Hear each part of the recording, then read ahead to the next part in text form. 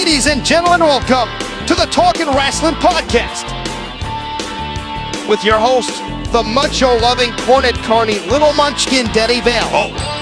And the Jacksonville wrestling fan, whose favorite wrestlers, of course, are forever and always will be the Young Bucks. Lyssie Vale. Together, these two give a retrospective of the week in the professional wrestling world throughout all promotions across the world. So let's jump into this week's episode. Oh my God!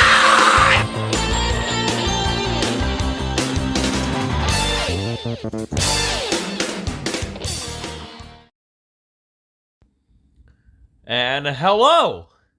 Hi, it's Dylan. And Lyssie. Lyssie, say hello to the people. Jack Perry. This podcast is ruined in 13 seconds. What a fucking record. All right, guys. I was just, as setting this up, I was just saying to Dylan about how I have a bunch of videos of Jack Perry on my phone now because of an edit that I made. And I said some not nice words. You were like, that's unfortunate for you. And I'm like, all right, well, I'm just going to start putting random pictures of Jack Perry in the podcast since I do the editing. And he said, no, don't ruin the podcast. We have morals. So now I just ruined it right off the bat. And that's the end of this podcast, ladies and gentlemen. Thank you for joining us. This has been Talking Wrestling. Talking about Jack Perry. Anyway. Apologies if you hear the loud motorcycle or car outside. Hey, I'm talking here. Shut the fuck up. Sorry, we were watching Road Wars or whatever it's called. And two Boston people got into a road rage fight. Which is like something that happens probably at least every 30 minutes. I told you, the Red Sox lost probably, or the Patriots lost when that video was made. I'm sure that happened. Yeah. Fly Eagles, fly, and go Phillies. And Duval. No. Anyway. Duval. Anyway, we got things to talk about. Some news things. Talk about Raw. NXT. Kind of weird. Nothing really from Dynamite. SmackDown. You didn't write anything down from Dynamite? Like one thing. It was an Dynamite. We got a lot to talk about for Collision though, because we went to Collision. We did go to Collision. So that's kind of the reason why Collision kind of weighs out Dynamite this week. And then Flashback Match of the Week is back. Mm-hmm. And then Dylan's Wrestler of the Week. Sure is. Dylan gets the pick. But anyway, our week. Lyssie, how was your week? I think fine. Yeah? I mean, obviously, again, we'll talk about it later, but obviously, like, the most exciting thing of the week was we went to Collision. So that was just kind of something more so looking forward to the whole week. I don't think anything super wild has happened. I ordered Dylan's birthday present because Dylan's birthday's coming up soon. What is it? I'm not going to tell you. I actually had to, well, I didn't have to contact the seller today, but I messaged the seller today, because it's coming from not in the United States. So Japan. It does not have to be coming from Japan. It could be coming from the United Kingdom, Dylan. Canada? It could also be coming from Canada. Australia. Could be coming from Australia. Bangkok. Nonetheless, I had to message the seller because it didn't. I had just recently bought it, but it didn't ship out yet, and I didn't get a message from them saying like, "Hey, we'll be shipping this out soon," type of thing. So I messaged them today, and I was like, "Hi, I don't mean to be a bitch, but and they said they're gonna ship it tomorrow, so that's exciting. So I'm really excited. If it shows up before your birthday, I'll give it to you, but I'm not gonna tell you what it is. What is it? I'm not telling you. Wow. But it was very exciting because I had a struggle due to my own stupidity with this present. So basically, what I initially was going to get done, which I already told him what I originally was going to get him, was a promotional poster from FMW from 1998 that had Hayabusa's signature on it. Like, Hayabusa was like center focal point of this poster, and it had his signature along with signatures from other wrestlers and whatnot. You should tell the listeners like the information of his signature, what we found out. Well, I'll get to that in a second. But so I bought him, or not bought him, I was going to buy him this poster. But I sent in a best offer because they gave the option for a best offer. And they did not accept my best offer. So I was like, all right, fuck it, I'm just going to order this anyway. And then the day that they didn't accept my best offer, I forgot to order it. So the next day I went to order it and it fucking sold. And I'm like, God fucking damn it, that sucks. I wish we had sound effects of like boo. I could probably find a boo somewhere on the fucking cap cut. But yeah, so I had to do some quick thinking and find something else. And again, I'm not gonna say what it is. But I'm very surprised I found this. I didn't know this was a thing. I don't even know if Dylan knows that this was a thing. So it's really cool. And once he gets it, I'm sure we'll talk about it a little bit more. But throughout my adventure of trying to find Dylan a birthday present, my one thing that I wanted to do was get him something that was signed by Hayabusa, which unfortunately did not pan out. If it did, I wouldn't have told him this to begin with. Because this one, the poster that I was looking to buy him was $180, which is still kind of steep, but it was like a pretty decent sized poster, and it was also a promotional poster and signed by a bunch of other people. So I thought it was a fair price. And I'm not saying that anything else that I found wasn't a fair price, but the other stuff that I found that was signed from him was like well over $200+. And I'm like, I can't justify that right now. I really, really can't afford that right now. So of course I couldn't do that. Watch this bump but that what Shaggy in the watch this fuck bump that is Shaggy happening? 2 Dope takes. Watch how he just slides off the bus. Whee!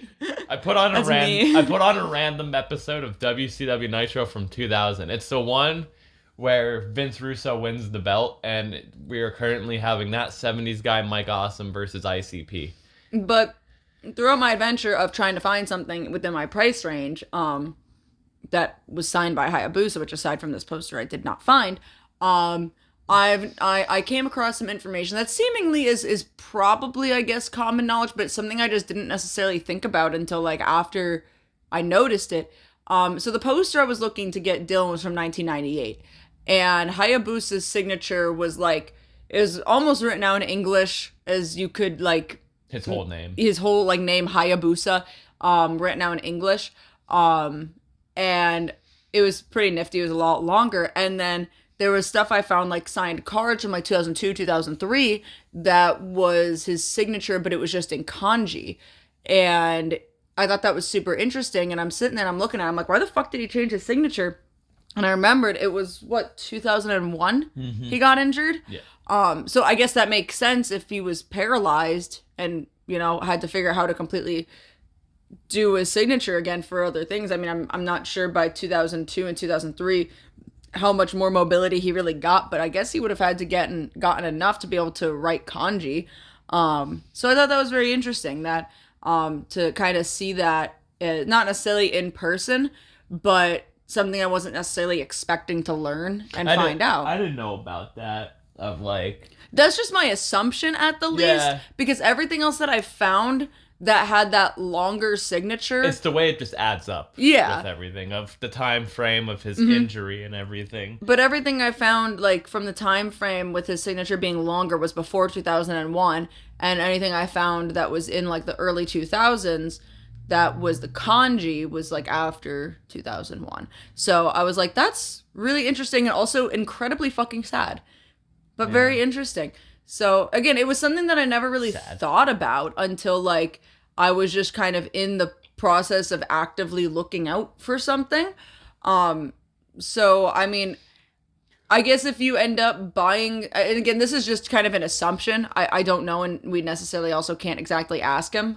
Maybe someone somewhere knows for like absolute certainty. But if you ever find something that's signed by Hayabusa and it's like longer and in English or in Japanese, then you might be able to kind of tell a time frame as to when it was signed, I think is very interesting. I think the only person that can really answer that question now would be his daughter. Yeah. So, but I don't know. Just thought that was a very interesting little tidbit in my adventures of searching for a present for Dylan for his birthday.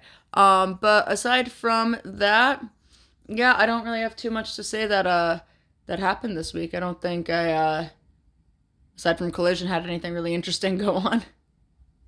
Yeah, same here. Yeah? Yeah, I do nothing. You haven't bought anything? Did I buy anything? No. I feel like I asked you every week because like I feel like you've gotten stuff. I got aside from stuff at Collision. I got a Muhammad Ali figure. Okay. So that's about it. Oh yeah, that's right, you did. Yeah. I showed that to Bruce cool when he sent me the Ali picture. figure. And I was like, look what Dylan got, and he's like, oh, nice. Got a cool Muhammad Ali figure. I like Muhammad Ali. Yeah. Yeah. He's not Rocky, but I like Muhammad Ali. Anyway, let's get into this fucking episode of this podcast. Sure. We have two A&E legends to talk about, and they kind of coincide. They coincide with each other pretty much. Let's talk about last week's first, and that is the A&E Legends episode of ECW. They can't make a bad ECW documentary. It was literally just a 1-hour version of the Rise and Fall of ECW, but it was really good. I don't really have much to say about it because, like, we all know the story of ECW. It was also more focused on, like, Paul Heyman, too. Yeah.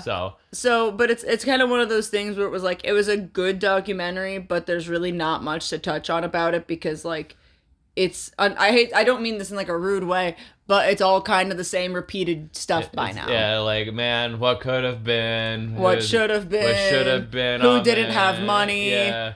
Who's still waiting on a paycheck? Paul Heyman's a genius, but man, why couldn't he just pay the fucks? TNN destroyed ECW. Philadelphia's insane. Philly's insane.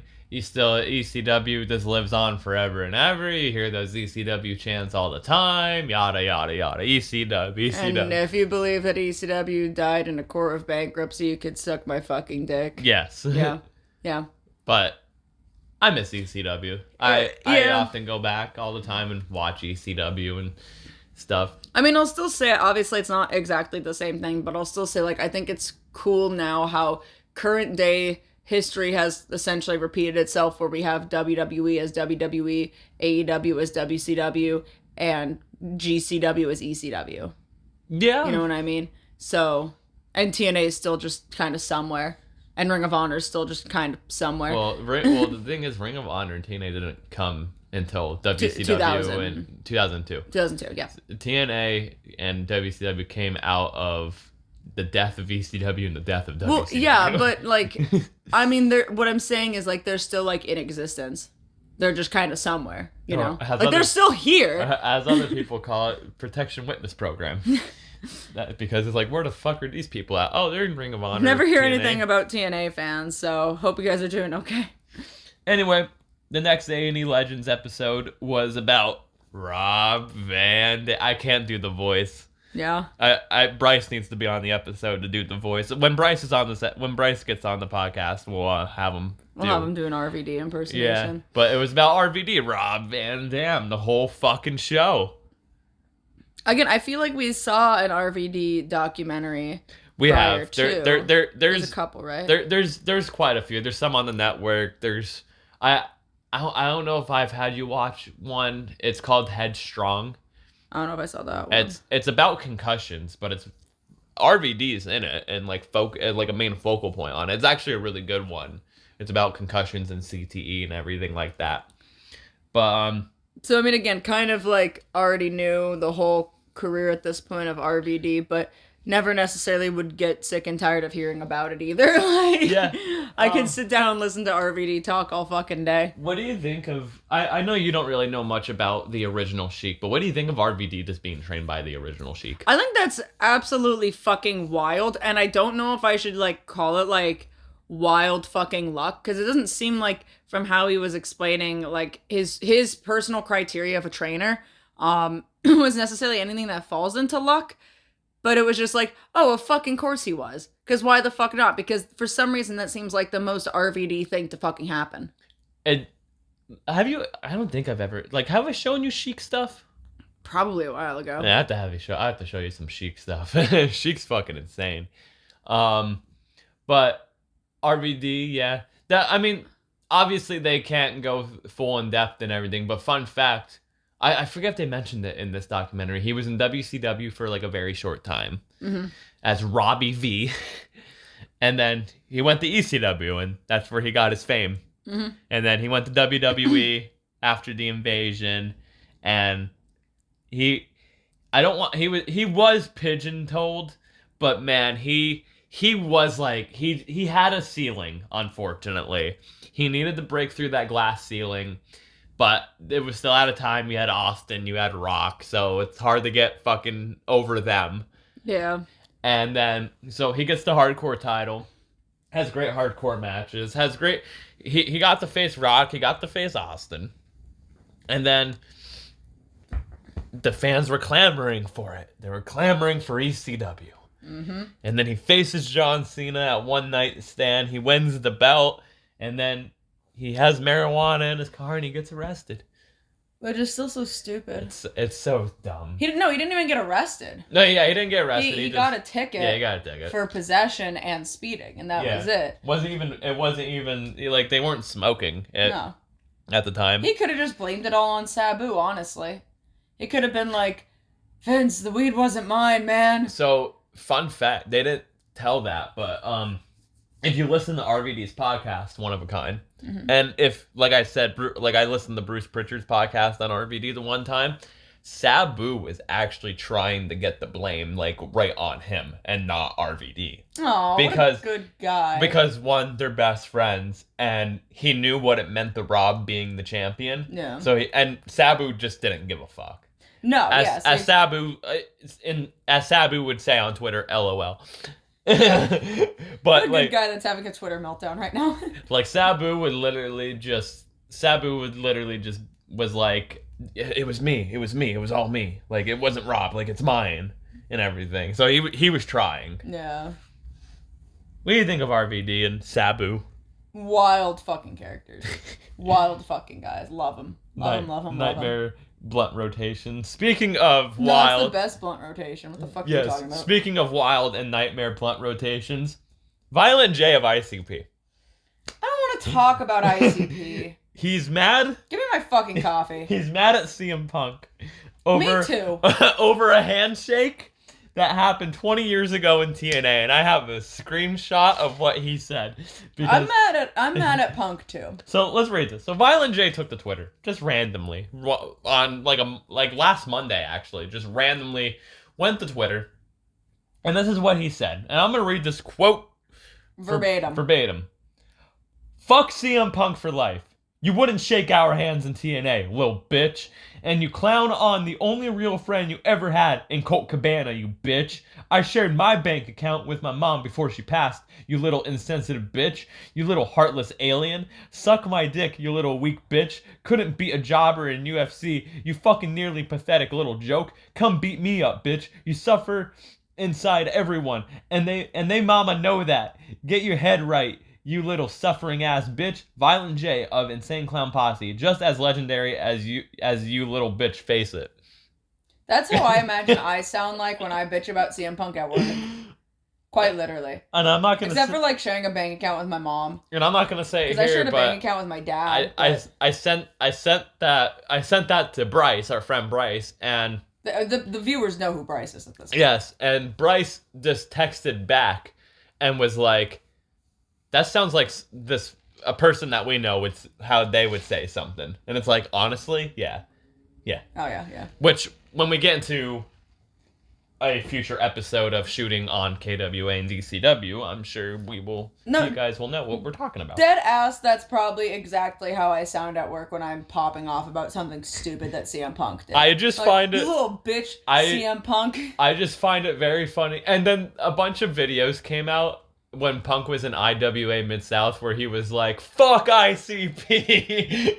You know, there's a lot of like interesting things that have come out from that post from ICP that you probably didn't write down because it's not even on your side of Twitter, but obviously, as most people could assume, my side of Twitter is predominantly the elite side of Twitter. And there were a couple people that I noticed even saying shit like, all right, like, some of y'all that are saying CM Punk is, like, you're, like, the worst wrestler in the world and your least favorite person on the planet are kind of actually bonkers, because there are so many other, like, legitimately terrible fucking people that you could be fucking hating on that are, like, sex offenders and pedophiles. Like Violent J!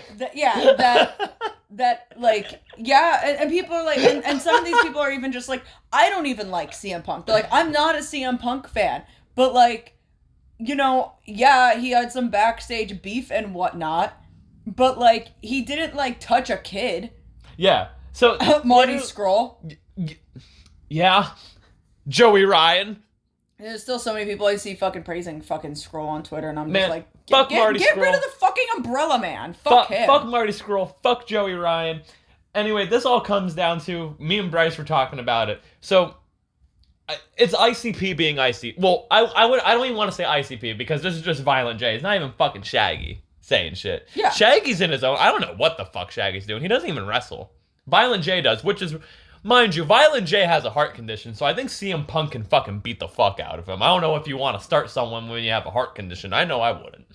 Well, I mean, Punk has a bum foot and 2 bum triceps. This is a fight I want to see. But anyway, it all comes down to it's just Violent J trying to gain clout again because that's what he does. That's what ICP does. They fucking will let a beef go and go and go. Like the beef will be fresh in everyone's minds and then it'll die down and then it'll come back up. Like they still hate Twisted. I still don't know like the whole story of the whole Twisted ICP feud. It's something to do with record labels and shit. I don't know.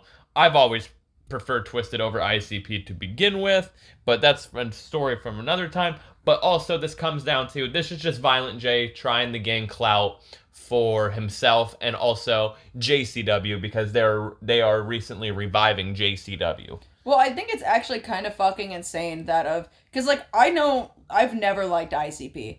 I make it very clear I fucking hate ICP. Whoop. Fucking hate Twisted. Can't wait I hate all of the fucking Juggalo music. I can't fucking stand it. I can't wait to talk about we'll talk about Juggalo Jesus in a second and the whole purpose of that. But basically, I think that it's very interesting of all things to choose, and like I get it because Punk is always been controversial, but especially now in the wrestling scene, very controversial with the given AEW, the Elite situation, and then jumping back over to WWE after constantly shitting on them for years and whatever. So like, no, that's no news to anybody now. But I think it's very interesting that of all things they chose to start a beef with, it was not only one of the most like also beloved wrestlers that people will quite literally die for, but also wrestling in its entirety, when wrestling has been so like important to the Juggalo culture, if you will, since its existence, quite literally. Well, because I remember when like I don't even know how we got into the talk, but it was probably a couple years ago. Me and Dylan were talking, and I was like, so I know that like JCW is a thing, and or whatever it was.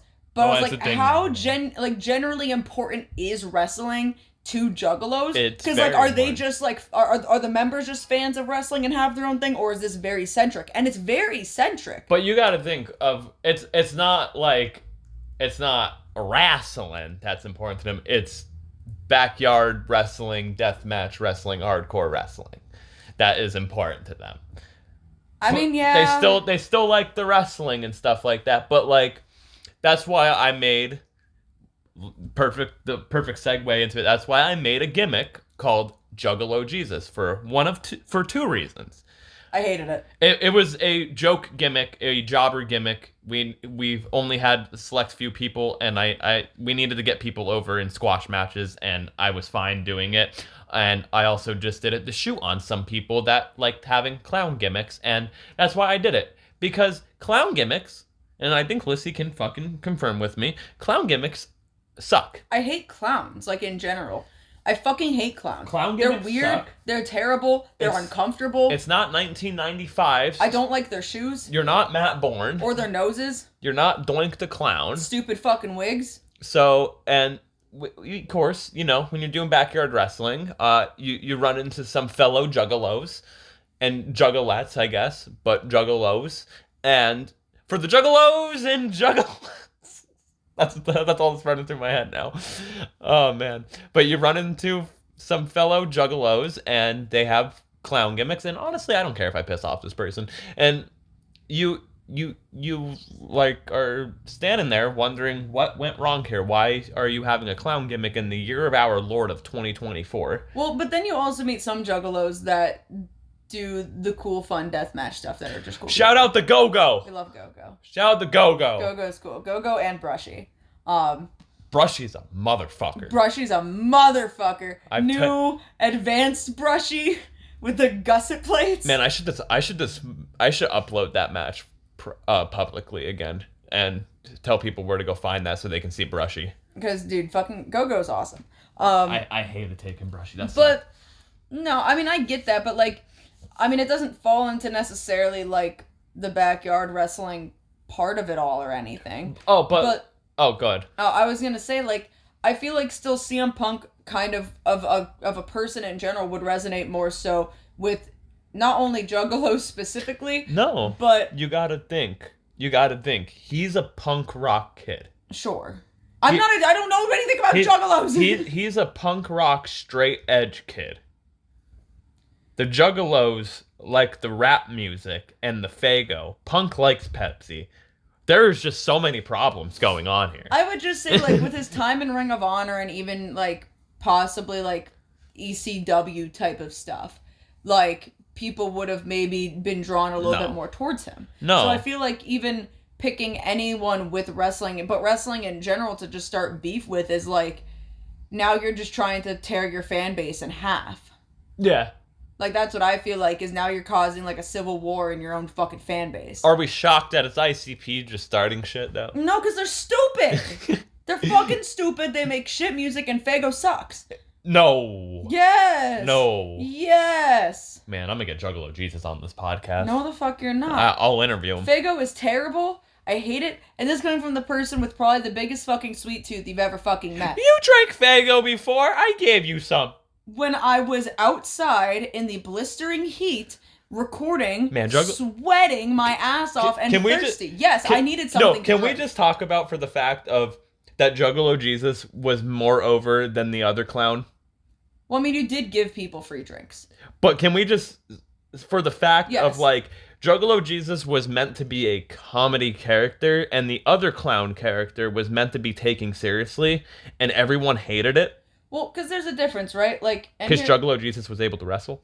Well, not even necessarily just that. Like, I genuinely, like, okay, I'll agree to the point that clown gimmicks in any year past, like, 1999. 99, thank you. So I was about to ask, like, when the fuck Doink started being irrelevant. Well, way before that, but we had to, you got to think, like, ICP was hot in 99, all of that, so. But, I mean, I feel like a Juggalo is different than a clown. Yes. So, I mean, you know, but, okay, we'll just say 99 for the fuck of it. But I feel like, nonetheless, you're already behind the 8 ball if you're doing a clown gimmick anytime that is past 99. Speaking of clowns, we got Disco Inferno on TV. But I also do have the firm belief that if you can do a character right, realistically speaking, the gimmick behind it doesn't necessarily inherently make it bad. So if someone, which I probably wouldn't be 100% for it to begin with today, if someone brand new was to debut in a promotion and they had like a clown gimmick, I'd probably be like, ooh, I don't like that. But if they did it well and they played it into some sort of like I would always say to you, like some sort of psychological type of horror type thing and based it more off of that than just I'm a scary evil clown, but still like made it kind of fuck with your head a little bit more than being too directly trying to I'm spooky and scary, then it might be able to work. It's all the way that you do things. Like, just because you have this idea that's cliche doesn't inherently make it bad. It also doesn't inherently make it good. That's also the thing. You have to have a decent idea of what you're fucking doing to accomplish it. That's also the thing of Juggalo Jesus was a mixture of, one, making fun of clowns, of like, if you're doing a clown gimmick in this day and age, this is where you're going to be at on the card. And then it was also a mixture of being a Juggalo, because like I would just do the stereotypical Juggalo things and talk about Juggalo things, and also I kind of found a way to like insert Dan Houndsden into it somehow. Side note, when you burp and you have just drinking coffee, it's a weird feeling. But no, I mean the thing is though, like again, I say this 1,000,001 times. Comedy has its place in wrestling. I love comedy in wrestling. Juggalo Jesus was a funny motherfucker. And yeah, like if you're doing if you are gonna have like a Juggalo gimmick or even a clown gimmick, and your thought process behind it is I'm going to just do a comedy character and be funny and do stupid fucking shit because like who the fuck's gonna take me seriously anyway looking like this? then at that point you've already kind of started succeeding if that's your mindset already going into it. Because gimmicks like that, cliche fucking gimmicks, like kitty fucking gimmicks, they do not work just on pencil and paper in this day and age. And if you already have the understanding of that and you're gonna say, I know this isn't gonna work, so I'm just gonna do fuck with it and just fuck around and find out with it for the fuck of it, then yeah, people are probably, like, for example, I mean, I would not classify Dan Housen as a clown in any sense. No. But, well, Dan Housen can wrestle and is a very good wrestler. Like, he's this evil alien dude that's 1,000 years old from 10 million fucking miles away, whatever. That's his whole shtick and his whole thing. And he throws the comedy very well into it of being like, obviously this is a joke, basically. Like, I'm clearly doing something funny and having a funny character, so I'm going to just fucking nosedive into that because the fucking people are gonna love it. But also, I can back it up with my wrestling.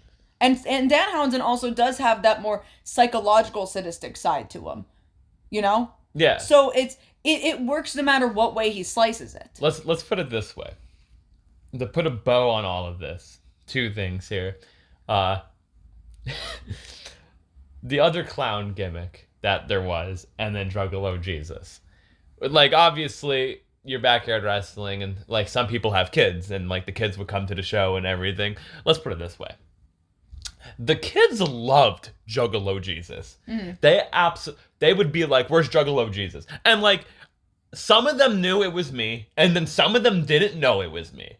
Oh yeah, they were young. So they would be asking me, because I'd be the one running the show and everything, where's Juggalo Jesus? Like, oh, I have to go find them or whatever. Like, I'd be fucking with the kids pretty much. Like, I have to go find them or whatever. Keeping it real for the kids. Yeah, like, I have to go find them. And then they would know that this other person was this clown, and he would try being scary and everything, and they'd be like, you're not scary. Well, the one kid loved Juggalo Jesus so much that for his birthday, he got, like, I drew a design for Dylan for Juggalo Jesus. And I bought him the shirt. And you bought him the shirt for his birthday. Yeah. And I think, if I remember correctly, he, like, wore the shirt for, like, 3 days straight or whatever. Like, his parents could not get him to take the shirt Juggalo off. Jesus won the tag team titles, and we celebrated with the kid, god damn it.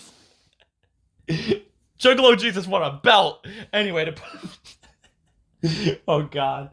Go look up Destruction Championship Wrestling if you want to find Juggalo Jesus. Anyway, to put a bow on this, why is ICP mad at CM Punk for a handshake 20 years ago in TNA? In TNA! I don't know. Punk was in TNA for like 6 months, bro. Not even. You want to know why Punk got fired from TNA? He got a fight with Teddy Hart at a Waffle House. That's where you have fights, though. Exactly. Is at a Waffle House. Jeff Jarrett had to do something, though.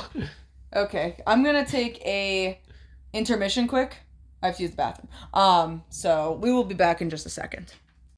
All right, take 37. No, this is take 3, because we started recording back again a couple seconds, and then Dylan immediately mentioned Vince Russo's name. And you went to go take a Russo. Immediately like, oh my goodness, I have to shit again. No, you went and took a Russo. No. You took a Russo. No, I wouldn't say that again. If I were to have a Russo, it would probably be a vomit and not a shit, because vomiting is so much more unpleasant than shitting. Anyway. Episode 3 of Who Killed WCW. This was about... Vince Russo, next question. Let's go. This was about the downfall of WCW, like it has been. But this is when we get into the nitty-gritty of things of WCW 2000. Mm-hmm. The best era of WCW. I think a lot of people would disagree with you on that point. It's a bad era. Crash TV. Vince Russo was given the book, and, well... Bret Hart was talking shit like he always does. Love Bret Hart. And Vince Russo, it wasn't a wrestling show, bro. It was a television program, bro. Look at how Ghost is licking his leg. Ghost is fed up with this Vince Russo talk, too. He is just sitting in such an odd position. What's to lick his leg. Vince Russo said that he was better than 80% of the roster, which was a lot of bullshit. Vince Russo says a lot of bullshit. Yeah. Vince Russo sucks. Yeah. Vince Russo had one good idea that transpired into the Attitude Era, and that was it. That was it. He did one thing. Oh, man. One good thing. That was it. I can't wait. We're probably next week. Little insight here. We're probably going to watch... I'll probably have you watch the one episode of WCW it's called Russo's Revenge. Now what the fuck is that shit? Russo's Revenge? That sounds like a B horror movie. well, it's War Games 2000 pretty much. Sure. It's a triple cage. They did this to Dusty Rhodes? Yes. Unfortunately. He took Dusty Rhodes' idea and just vomited all over it? Oh man, I can have you watch some good fucking, not good, but I can have you watch some fucking... No, I think I'd rather watch a lemon eating contest in New Japan, actually. Thank you. I don't know. Thanks. I don't need to see any of that.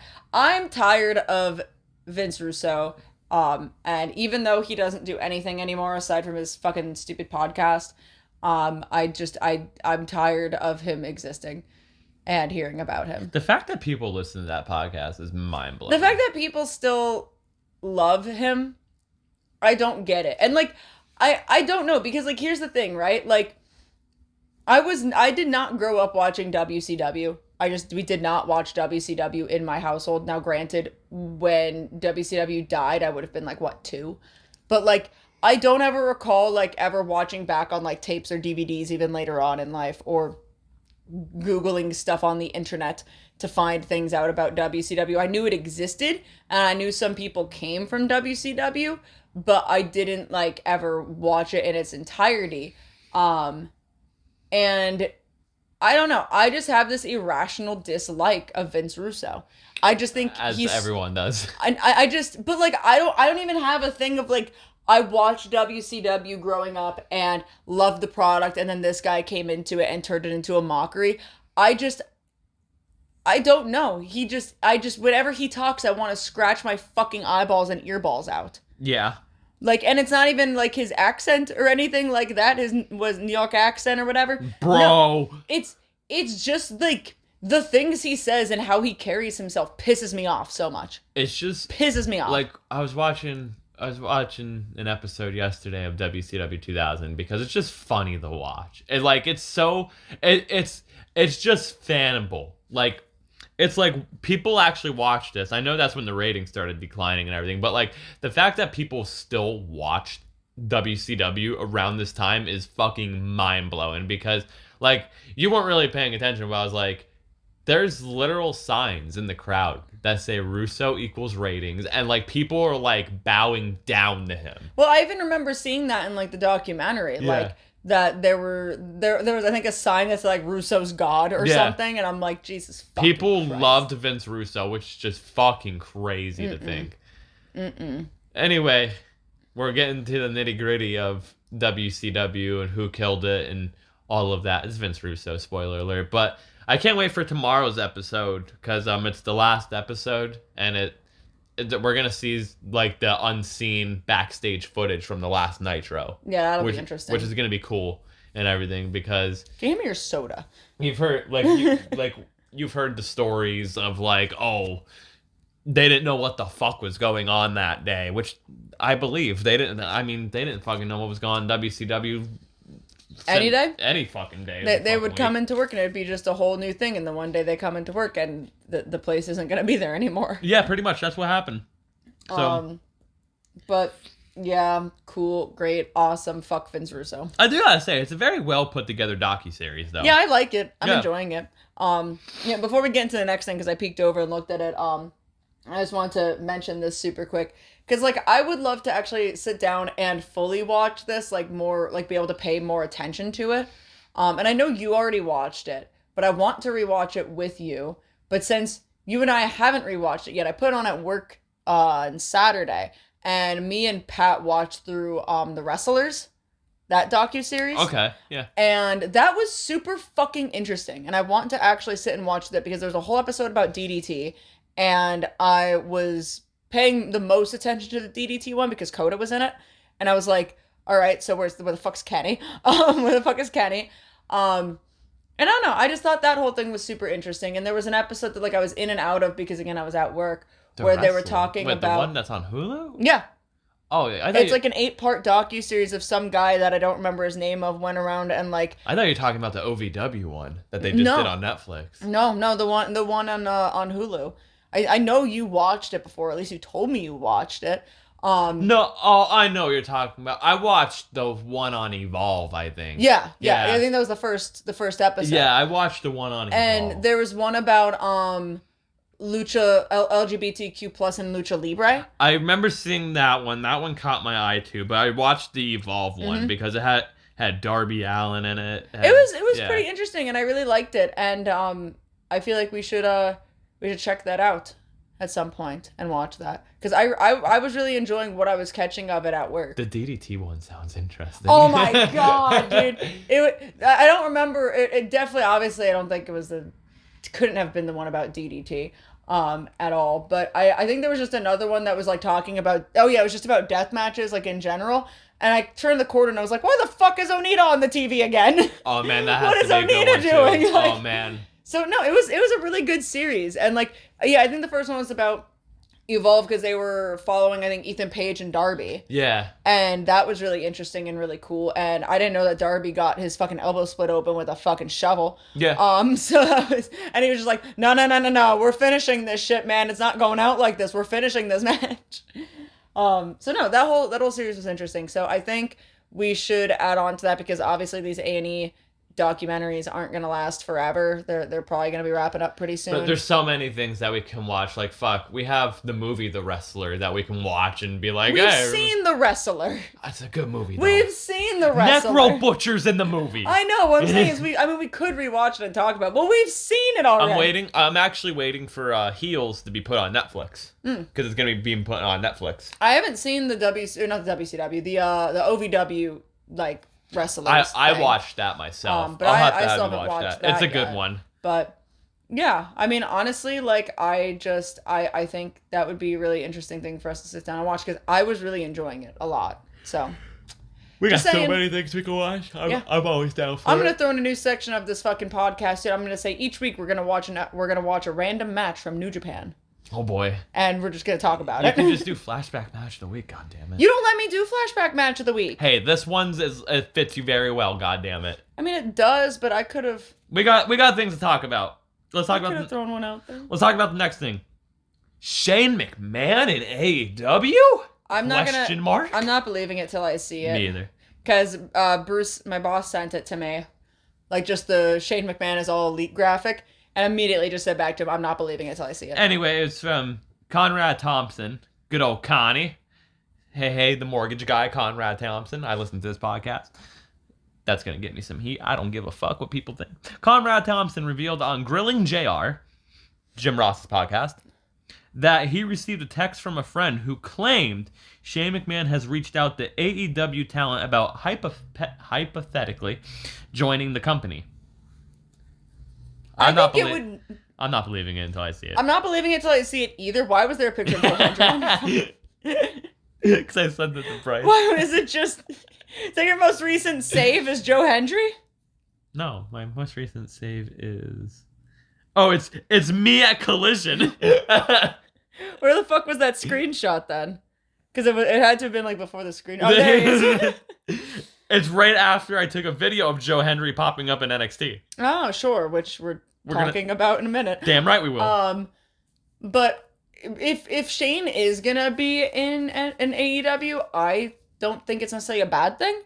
I don't see it happening. I don't see it happening either. I'm saying hypothetically speaking, if this is true. Yeah. I mean, I think it would actually work out fairly well because honestly, I feel like the only person that actually really gave a fucking shit about the direction of WWE out of the McMahons was Shane.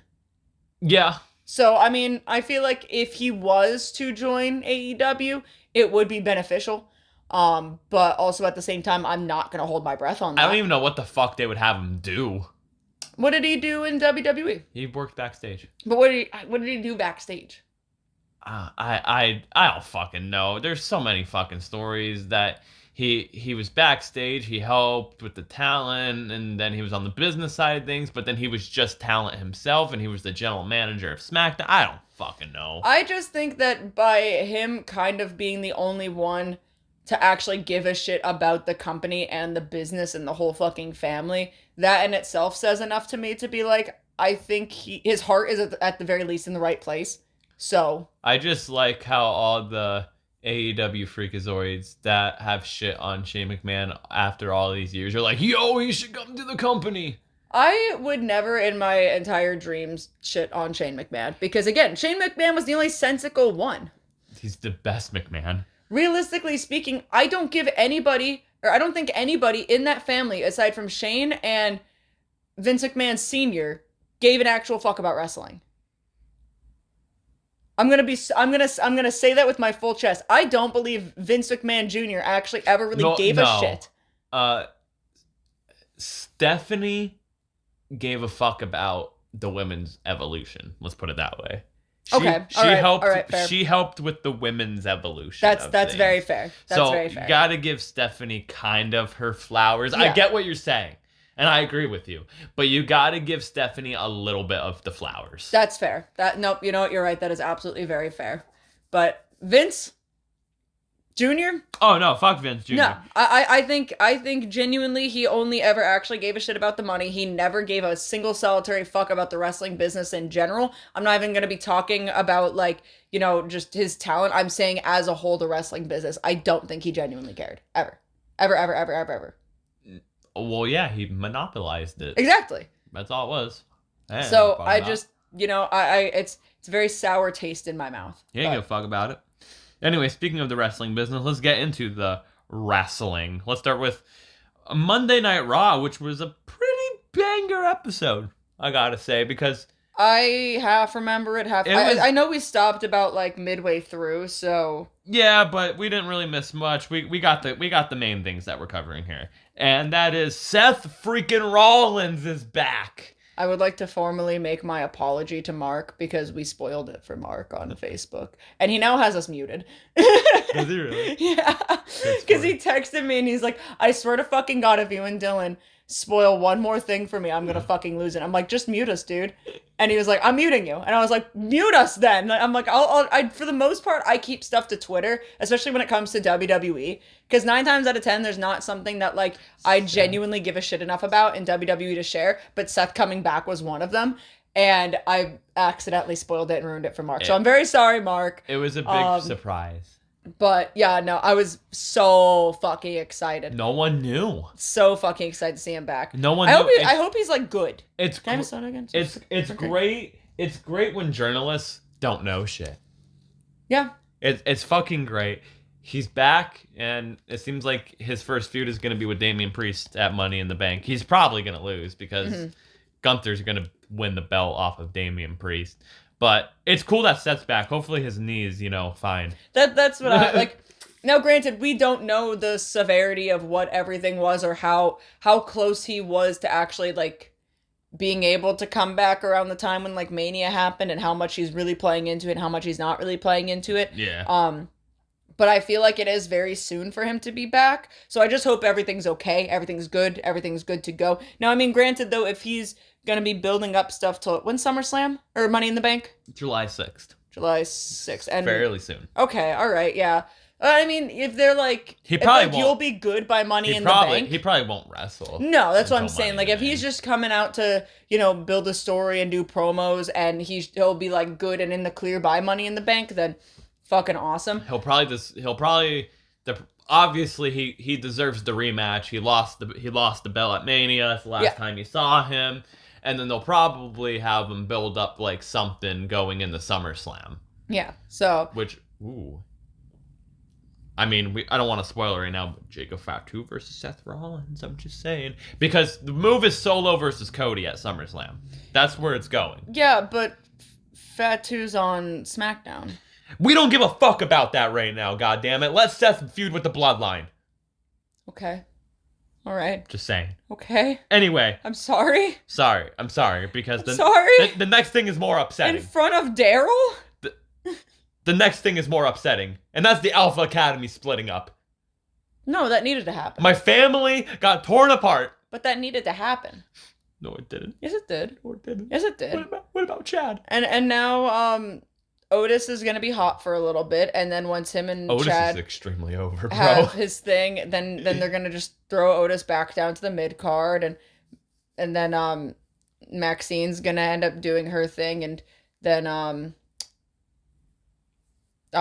Otis is over. Fuck Tozawa. Fuck Tozawa. And Tozawa's probably gonna get released. Probably. So that's where I see this going. Yeah, which is, I can't wait until Chad Gable wins. Where the fuck's Shinsuke? I know he's on SmackDown, but where the fuck is Shinsuke? I can't wait for Chad Gable to win the Intercontinental belt. Where's Shinsuke? I don't fucking know.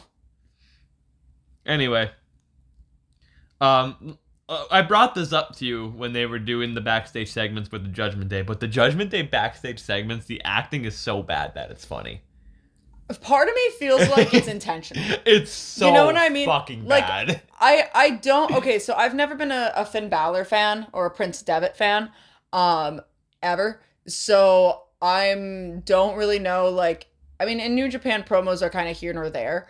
So I really don't know like his promo ability from when he was over in Japan to compare it to now. He was okay when it was Bullet Club, but like he was the leader.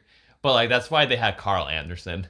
The kind of talk. I just feel like all of them are so bad at promos. So bad. But the thing is, even when Rhea was there, it was so bad that it's funny. Also, no, though, because Rhea's good at promos, and I would say Damian Priest is all right. I'm just talking about the way it's shot. No, I know. It's like a high school movie. And that's what I'm saying. Like, I kind of feel like because Damian's like okay at promos, Rhea's good at promos, but whenever they're in their backstage segments, it feels like a sitcom. It's so bad. And I feel like it has to be intentional. And like the best one, I don't know if you saw it, but Dom's backstage, right? And he's looking for his vest. Have you seen my vest? Yeah. Have you seen my vest? And then like Liv is there wearing the vest. And then Liv is like, you gotta take it off me. So Dom goes to unzipper this vest, and Damian comes around the corner like a disappointed father and goes, Dom! And then Dom leaves, right? And Priest and Liv are talking, and Liv is like, Damian's like, just leave the guy alone, and Liv is like, no, and everything, and like, Liv then walks away, and Damian goes, oh, she's loca. Oh, she's loca. It's so fucking and Carlito's there all of a sudden. Is Carlito a member of Judgment Day or not? I know, but and why does he wear joggers when he wrestles? He's the honorary goth. That's what he is. How is he goth with an afro? You can be goth with an afro. I have seen goth people with afros, and honestly, bad fucking ass. I miss his goatee. Yeah, well, you can't be goth with a goatee. You can't be goth with a goatee. There's certain things you can't be goth with. Yes, you can. Look at the Undertaker. No. Ministry of Darkness Undertaker. No. So like Undertaker goth is like taking me to the desert. No, Undertaker goth is like the 40, 50-year-old uncle that shares the skeletons on the motorcycle pictures on Facebook that says like, I get so mad when my ass gets eaten. And like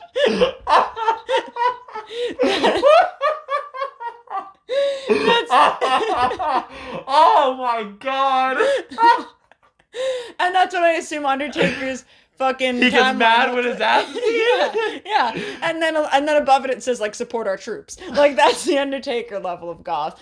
Is the badass fucking uncle that hasn't grown out of their Limp Bizkit phase, but they're in their 40s and 50s. And like I know 40s and 50s isn't like old, but it's like around the area of midlife crisis time that people typically go through. But man, they get mad when their ass is eaten. They get mad when their ass is eaten, and they hate it when you step on Sneck. And that is like the vibe of goth. Don't step on Sneck! That's the vibe of goth in quotations that Undertaker gives me. It's just the mall rat that never grew up out of being a mall rat in the new metal days. This sounds like someone that we know. Yeah, and you know, I get so mad when my ass gets eaten. Like that's the whole thing, you know? Ah, my pussy! I get so mad when cucumbers, you know what I mean? Ah, Bryce, if you're listening, ah, my pussy! My poor microphone doesn't need that. If The people listening to this, people are shutting this off like they did in WCW. Yeah. Oh man, Mankind's over there about to win the belt. That'll put butts in seats. That's what they're saying. Anyway, speaking of people that get mad when their ass is eaten, Drew McIntyre quits. I don't think Drew McIntyre gets mad when his ass gets eaten. I think Drew McIntyre is mad that Punk isn't eating his ass.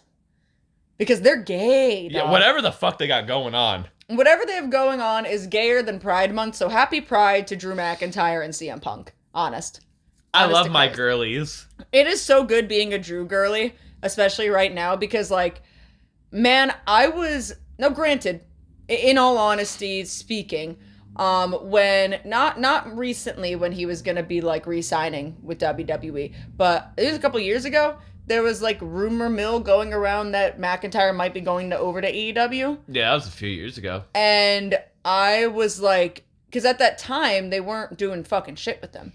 And I was like, oh, hell yeah. Bro, like, they weren't doing shit with Drew McIntyre until Punk came back. Well, yes. Let's put it that way. And I remember when that happened, I was like, please, because, like, I want Drew McIntyre to fucking do something. And now they have Drew McIntyre doing something, and I'm super fucking happy about it because I'm a Drew girly, and I fucking love him. Like, we'll talk more about the Punk and Drew feud when we cover SmackDown in a bit. But, yeah, Drew McIntyre came out. He was at a loss for words, and he said he quit. He said, screw this company, I quit. And then he just walked out. It was crazy. Okay, Eddie Kingston, pop off. Pop off. Pretty much. He literally was like Eddie Kingston. I quit. Okay, CM Punk, pop off. I Like, quit. dead ass. Yeah, CM Punk, I quit. Just send me home. I quit. Anyway, and let's talk about the main thing that happened on Raw. And... all right. Uncle Howdy's here finally. Dude, we just talked about this last Monday, I think, or Sunday, or whatever it was. It was literally the last episode. The last episode we talked about was like, well, I hope that they do something soon, like buy Money in the Bank. And then literally, like, the next day or that same day, I just don't remember what day we recorded on, they debuted. And I'm like, well, this isn't going up till Tuesday, so oopsie. They finally debuted. It was after the main event, and it was shot good. I will call. That wasn't the only thing that was shot good, am I right, buddy? Chad Gable was fucking shot. You fucking shot my boy Chad Gable. Yeah, they killed Chad Gable. He's gonna be on Raw tonight, supposedly. Yeah, man, you can't kill him. Perk Gable, brother. Yeah! Anyway, they killed him. They killed a bunch of people backstage. The way it was shot, it was like that one camera shot thing. Mm-hmm. Uncle Howdy was walking through everything, and they came out. They said, we're here, and they're here, and it looked cool. I have it written down of who's who here, which I like the symbolism of this. So Uncle Howdy's Bo Dallas. Mm-hmm. Ramblin' Rabbit is Eric Rowan. Mm-hmm. Which is cool. He was carrying the Bludgeon Brother hammer, so at least Brody is somewhere with them. Well, too. still with the light too. Yeah. With the light. Yeah, so that's cool. My favorite member, the best member in my opinion, Joe Gacy is Huskus the Pig, which is cool. Dexter Loomis is Mercy the Buzzard. And unfortunately, Nikki Cross is Abby the Witch. Yeah, that me and Bruce were talking about this at work the other day. I think it should have been Alexa Bliss. Well, here's his point, right? He said, I'm happy with everyone except for Nikki Cross because I don't like Nikki Cross. I don't like Nikki. And I'm like, that's fair. I don't like Nikki ass either. But he did make a good point, and he said, well, they're called the Wyatt Six. There's only 5 of them right now. So Sister Abigail still hasn't been introduced. So what if Alexa Bliss comes in as Sister Abigail? I can see that, but the thing is, I think they're just keeping that 6th open. That's Bray. Yeah. The 6th is Bray. That's fair. Like, that's Bray. I could also see Alexa being Sister Abigail, and also being the leader, kinda. Being like that Bray figure, but I just don't, I don't know. I don't even know what the fuck she's doing. The thing is, didn't she have a baby? Yeah, like that was like a while ago, I think. Mothers like to spend time with their children sometimes. I was gonna say, but that was like months ago. I don't know how much time they get off for paternity leave. I don't know what that is. I'm not a mother. Isn't she dating like the dude from Bowling for Soup? I have no idea. Me either. I have no clue. But I don't know who else aside from Alexa Bliss that they could have had be Abby. Like, I'm trying to think of somebody else who would have fit that wouldn't have been Nikki, that wasn't doing anything. And I legitimately can't think of anybody. Me either. So, I mean, like, I get it. I mean, I'm just not the biggest fan of Nikki Cross, but maybe, and because, again, I want to give, like, the benefit of the doubt to this, like, and see how this whole thing plays out before really, like, giving a solid opinion on it. Maybe this type of group and atmosphere will play into her benefit. But we're just gonna have to kind of see. What I'm interested about, and what Bruce was super hyped about, was Dexter Lumis being a part of it, because he really, really liked him. Dexter Lumis is cool, but I'm just happy for Joe Gacy. I'm happy for Joe Gacy. I'm really happy for Joe Gacy. But again, Dexter Lumis was like popping over on NXT, right? If I'm not mistaken. Well, yeah, I don't pay attention to NXT. But he was on the main roster as well. But he wasn't doing anything. He was just being the stalker. Yeah, that's his gimmick. And that was his thing. That was Bruce's thing with it, where he was like, I get what his gimmick was of being a stalker, but at least from him, again, I'm not familiar with Dexter Lumis's in-ring work, but he was saying he was really good in-ring. Yeah, Dexter and he was Lumis pissed that he good. wasn't being put in matches. So his big thing is he's hoping that he finally gets more like actual fucking ring time. I'm just happy for Joe Gacy because he fits well into the group, because he had his own groups in NXT, was a cult-like figure pretty much, and go watch some CZW Joe Gacy, goddamn. And you know, it. I fucking hated Joe Gacy when he debuted. When he was like that woke guy. When he was the woke dude. Oh, man, and I loved it. Like, they literally just made him say buzzwords to piss people off. It was so funny. And I was like, this is not it, buddy. Like, that you good are. old Yeah, NXT 2.0. It was like an actual, like, and I know it wasn't his doing. I know he wasn't the one who came up with this. Wow. But it was like making a mockery of like actual legitimate activism, and that pissed me off. But he did it so well. He did it well, don't get me wrong, but the whole connotation behind it was terrible. But again, like, it wasn't his fault, you know what I mean? Like, they just kind of gave him something and he had to go with it. But I like Joe that was Gacy very a lot. quickly changed, so Yeah. that's good. But yeah, again, I still think before I go into this, I'm gonna give it the benefit of the doubt. I'm gonna let it play out and everything. I liked how it was presented on TV. I also liked how when Bray Wyatt returned, how it was presented on TV as well. As we know, it's WWE. We spoke about this last week. They have a bad track record of stuff like this being good and then it going to complete shit. So I'm going to give it the benefit of the doubt. I understand. It's for Bray and everything. I just feel like it was dragged on for way too long. And they could have done this a lot sooner and everything. And hopefully they kind of stay away from the sci-fi, Supernatural type stuff. Be spooky, be horror, do horror movie stuff if you want, but just stay away from the supernatural stuff, in my opinion. And I think things can work. So they just gotta be careful what they do. I hope Shad Gable's okay. They fucking shot my boy. They just killed him, bro. They shot my boy. What did he do?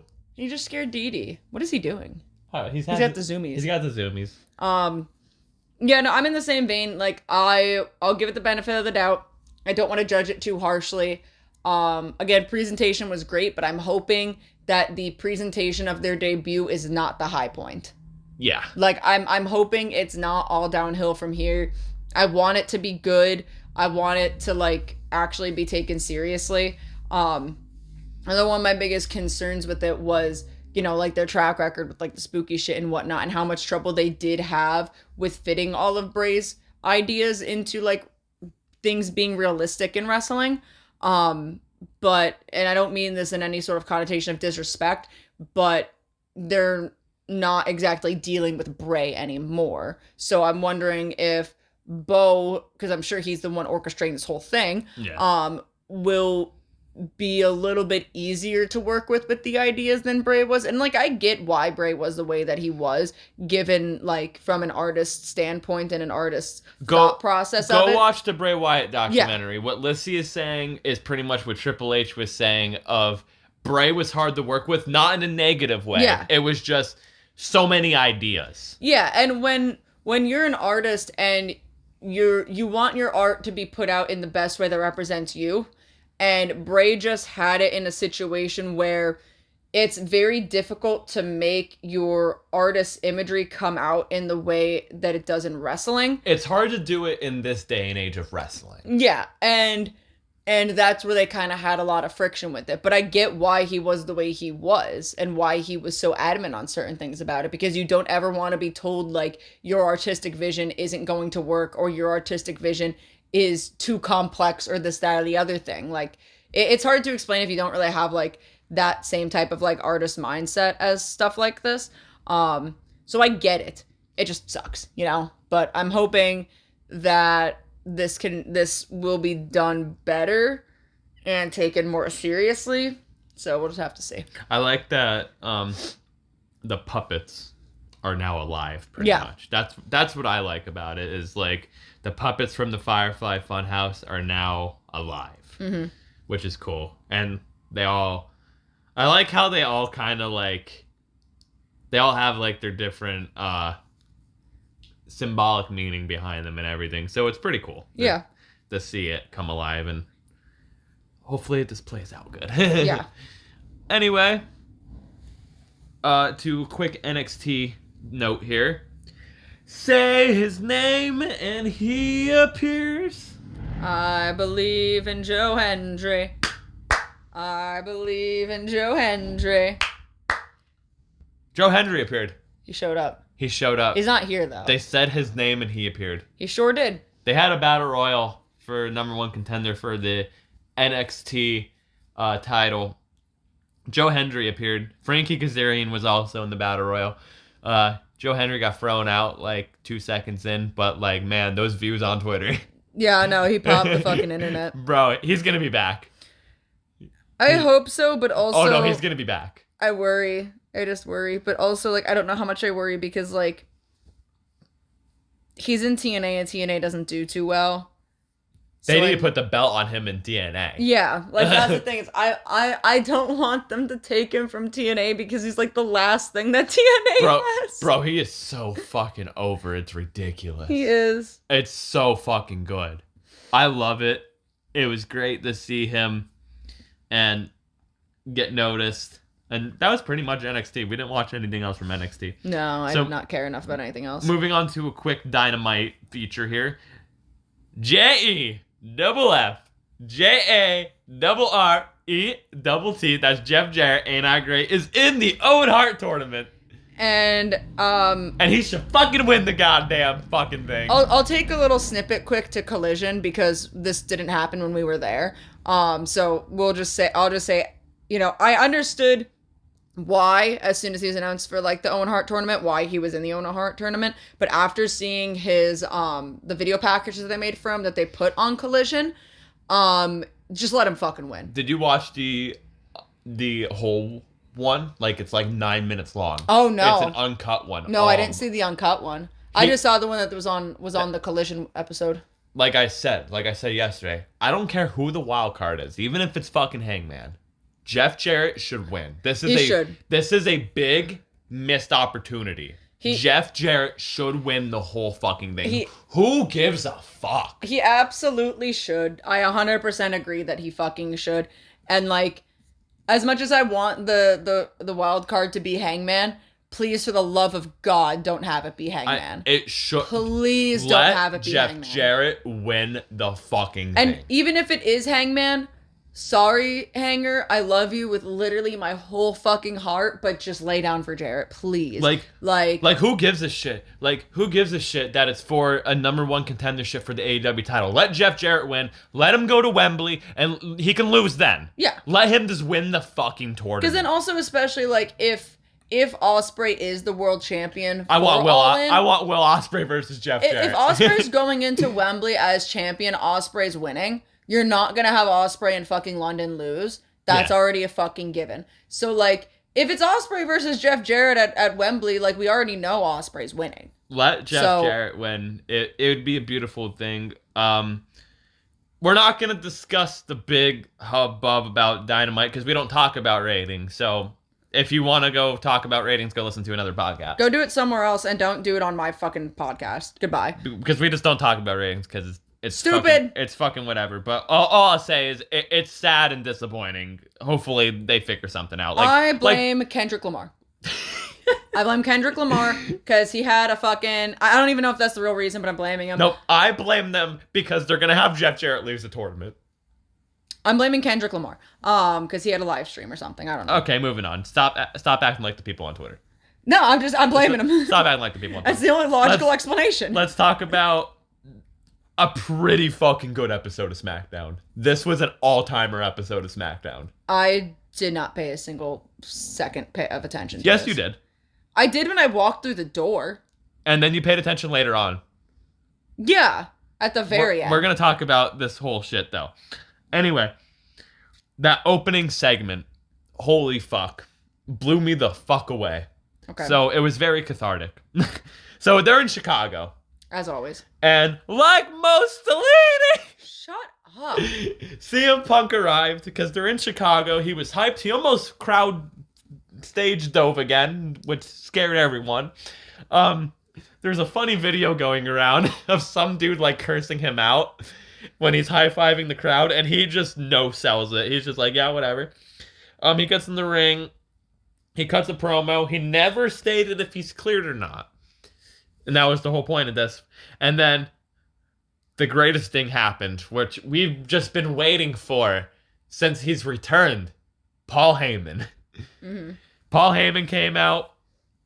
He was pleading with Punk to leave. He was telling Punk, please get out of here because the bloodline's going to come and hurt you. And they don't like that you call this your town and all of this and everything. And pleading with him that he loves them. Then the bloodline came out. Mm-hmm.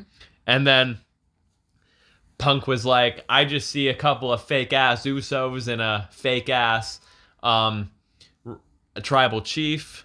And then he was like, Paul, what were you going to say if I left? What was the other thing? And Paul goes, take me with you.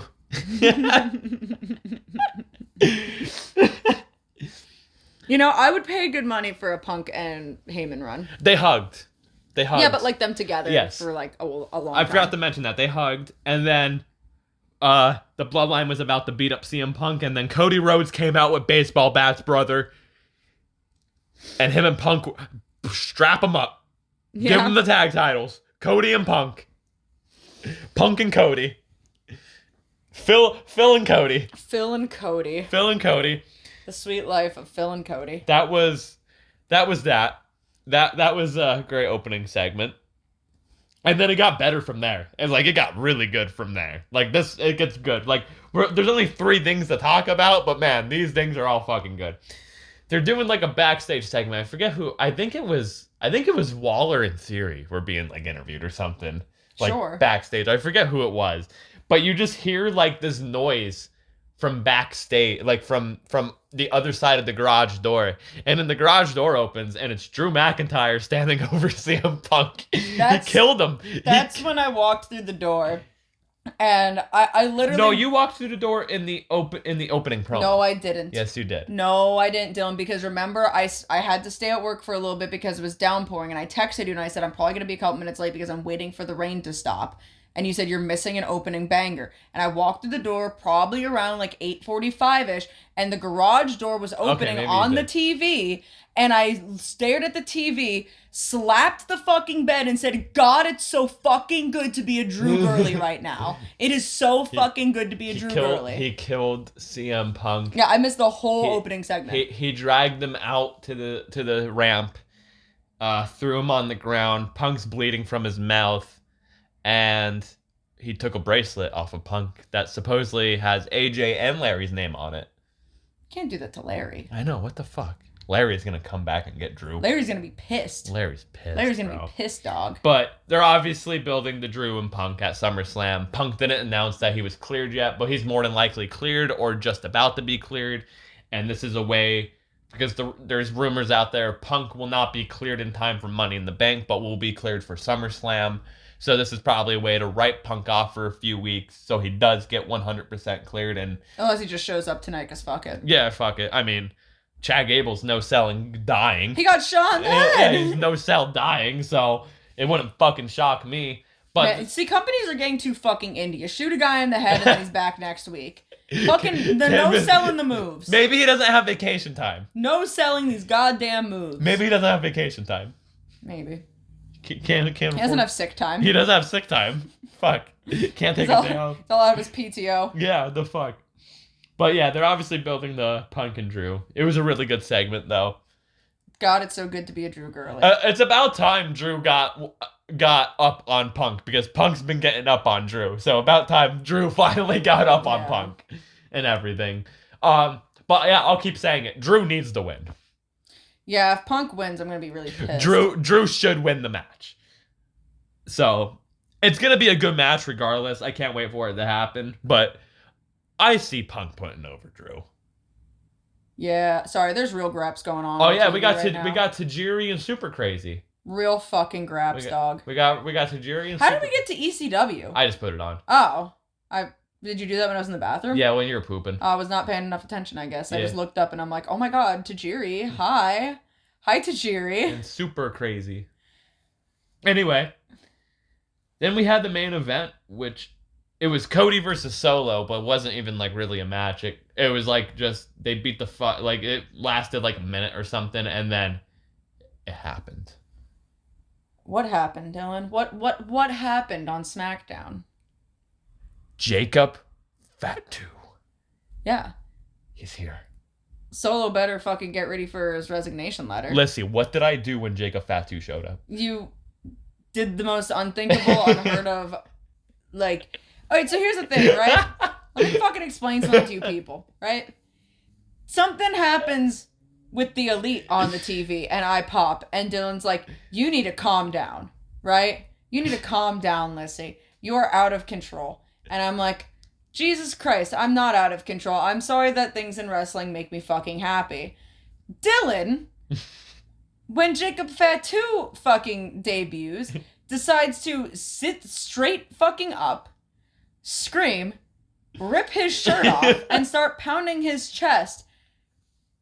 I got wild, bro. But God forbid, Okada says bitch, and I go, yeah, bitch.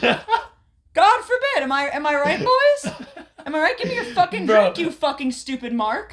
Give me the fucking soda, you stupid fucking Mark. I went so wild. This motherfucker, Solo's sitting in the corner, and he's doing the fucking anime, like, summoning thing. Don't you ever relate the new Bloodline to my beloved anime ever fucking again. The fucking Friday Night Diddler in comparison to my fucking anime? Get the fuck out of here. Next thing you know, this motherfucker shows up, and it's Jacob Fatu, and I wasn't wearing a singlet, so I needed to pull the straps down somehow. And my shirt came off, and I was hyped. I want to leave. I was so happy I want to for leave. this motherfucker finally showing up. I don't feel safe. On a random episode of SmackDown. Again, no one knew. No one knew. It wasn't spoiled.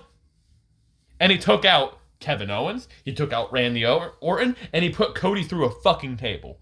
He's already over. Look, I mean, anyone who doesn't know about... Strap him up, boys. Anyone who doesn't know about Jacob Fatu, I'm, like, not the most familiar. I've seen him in GCW. But I'm not, like, the most familiar with his work. But from what I have seen, yeah, no, Solo should be fucking scared that his spot's going to be taken. Because it's absolutely They already have a shirt out, which I want to get. It's just, it was the shirt that he was wearing. It's the werewolf shirt, the Samoan werewolf shirt. It's already number 2.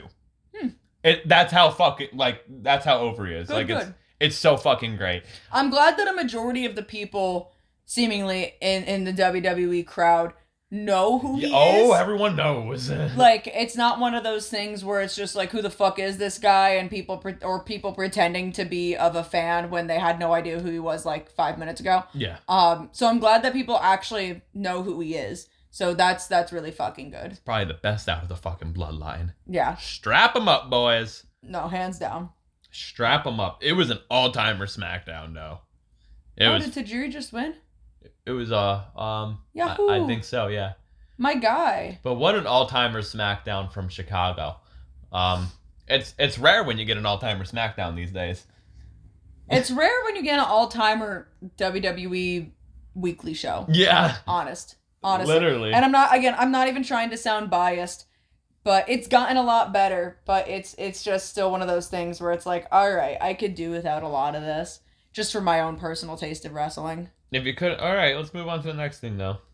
If you couldn't tell by the title of this episode, because we're calling it Collision Cowboys. Yeehaw! We were Collision Cowboys. Yeehaw! Collision came to Allentown. Yeehaw! And we went. Yeehaw! Yeehaw. Yeehaw! And it was pretty fun. It was actually kind of fucking ridiculous. So we've gone to Dynamite and we've gone to multiple Dynamites before. And we've gone to Full Gear. And we've gone to Full Gear. Full Gear, to be expected, is pay-per-view. Yeah. That's to be expected. Dynamite, typically, when we would go, this is when Dark was still a thing, we would get Dark, which is how we actually found out about Konosuke Takeshita, which was incredible. Well, we got Dark Elevation. Dark Elevation, yeah. Yes. Dark Elevation. So we would get that, Dynamite, and then Rampage. When we went to Collision... we got a lot. So it was taped. So the show started around 7 o'clock. Yes. We got a Dark match. We got one Ring of Honor match. Then we got Collision. Mm-hmm. Then we got Rampage, not this past week's Rampage, but this upcoming week's Rampage. Yeah. And then we got more Ring of Honor. Yeah, we got like 2 more Ring of Honor matches afterwards. I think so. Yeah. It was wild. Like, they just kind of threw a bunch of stuff at us. I said it to Lyssie when we left. And if you watch this week's Collision, you noticed that there wasn't a lot of in-ring promos. No. It was like match after match after match. The only in-ring promo was Joe. Yeah. And like they did like the backstage promos, yeah. But like it was like 95% wrestling. Yeah, it was just boom, boom, boom, boom, boom, match. And it was fun. Like, it was fun. I'm not gonna lie. The match of the night for me was Will Ospreay and Brian Cage. Agreed. Which, if you watched Collision on TV, it was the main event. But if you saw it live, it was the first match. It was the first Collision match. They filmed out of order. They filmed incredibly out of order. They did, but like me and Lyssie are not fans of Brian Cage. I'm sure we've talked shit on Brian Cage on this podcast before. I don't like him. But Lyssie can't confirm. I gave Brian Cage a standing ovation. Yeah. That was hands down, like, to this day, like, the best match ever. I think the worst match, which we both agreed on, was Private Party versus Jericho and Big Bill, because for me it just ran too long. Yeah. It went way. The only good thing that came out of that match was my video of me squishing Chris Jericho's head, gaining traction on Twitter. Yeah. That is the only good thing that happened during that entire fucking match. We saw Okada.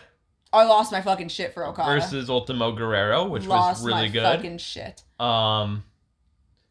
We saw, I'm trying to think what else. House of Black beat up Jobbers. I yelled God's Hate's a good band. Mm-hmm. The one thing that didn't make it to TV, which was like a little upsetting for me, but it is fine.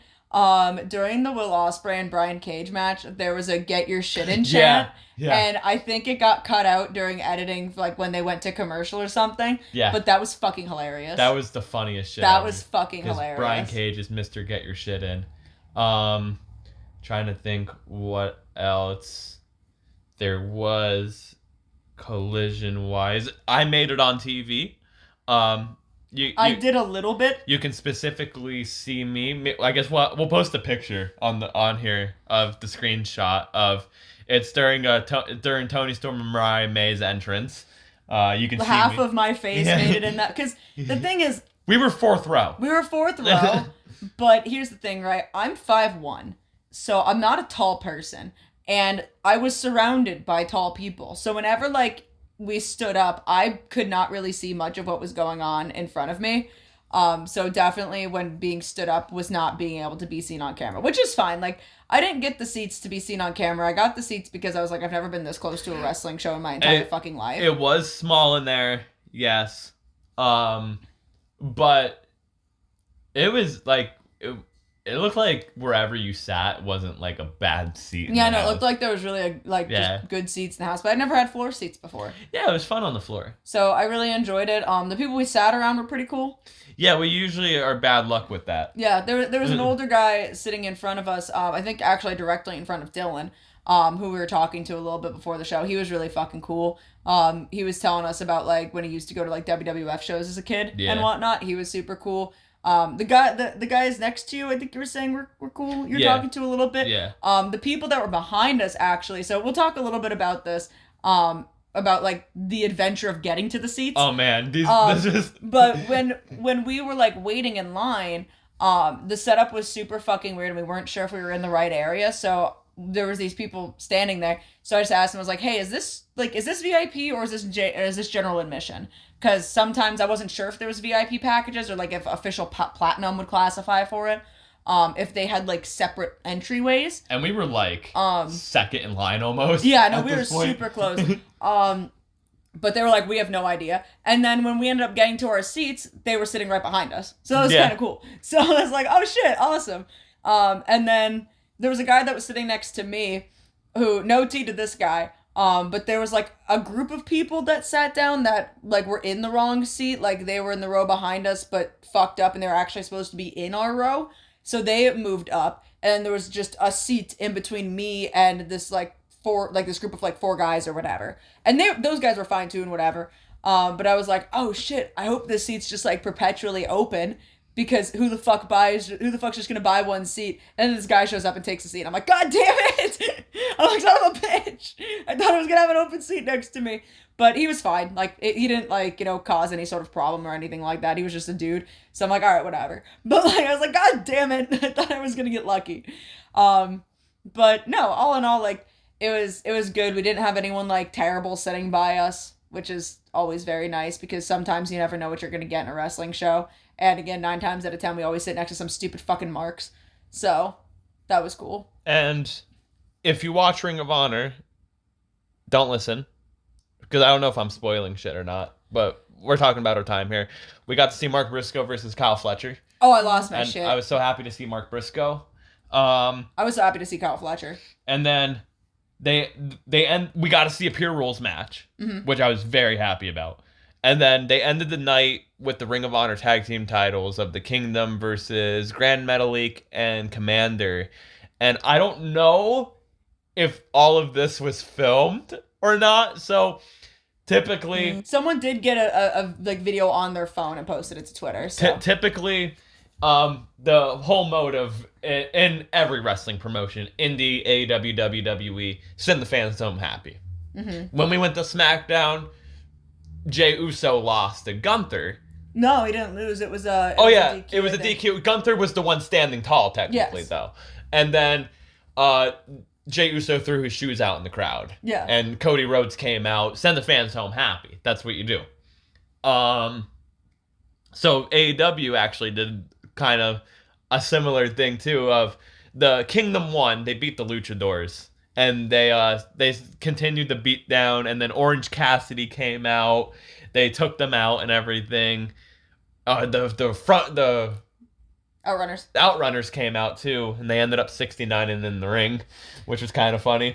But this was the funniest shit ever. Bryce Remsburg got in on the action. The referee, Bryce Remsburg, got in on the action because it was a very Shikara themed night because they were in Allentown. Shikara, if you know, you know. Bryce got trained in Allentown to be a referee. Ian Riccaboni was there because he's from Allentown too. So they kind of had like the hometown, which I will give Tony Khan flowers. He's good at doing that stuff of booking the hometown guys and everything like that. So Bryce Remsburg ends up taking off his referee shirt, hits the Outrunners with the stunner, and then he pins them. Orange Cassidy counts the 3 count, and they send the fans home happy. And then when we were leaving,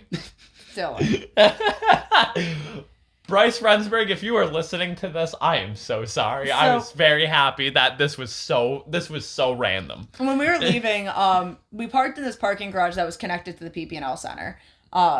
which, by the way, was super cheap to park in. It was $15 to park. And it wasn't that bad to get out. Unheard of. But we parked in this parking garage, and we got out, you know, we're going down the parking garage, and basically, like, it was quick moving, but it wasn't super fast. So, like, they would let a couple cars go, and then people would be trying to walk across the sidewalk. So they'd stop the cars, let the groups of people walk by and whatnot, and then let a few more cars go and whatnot. So we get down towards the bottom, and we're waiting in this line to leave. And as we're sitting there, we're just talking about something or another, and I, like, quickly, like, look out to the side, like, near the passenger side, and I'm like, Dylan, is that Bryce Remsburg? And Bryce Remsburg is just fucking walking up the parking garage. And I'm like, oh my fucking God, that's my favorite referee, Bryce Remsburg. Like, right there. And Dylan decides to take it upon himself, instead of leaving people the fuck alone. I'm sorry. And rolls the window down and just goes, Bryce Remsburg! Hi! He smiled. And he waved at us, and I waved back, and I'm like, hi, Bryce. And then he just, like, you know, continued walking on his way. I was like, oh man, he's probably cursing me out right now. But I'm like, oh my God, I just kind of, like, got to very quickly meet my favorite referee. That is fucking insane. All because Dylan just rolled down the window. And I was, like, fully fine letting this man be. Like, I was not gonna do anything for context. I was just like, holy shit, that's fucking Bryce Remsburg walking by my car. Dylan was just like, fuck it.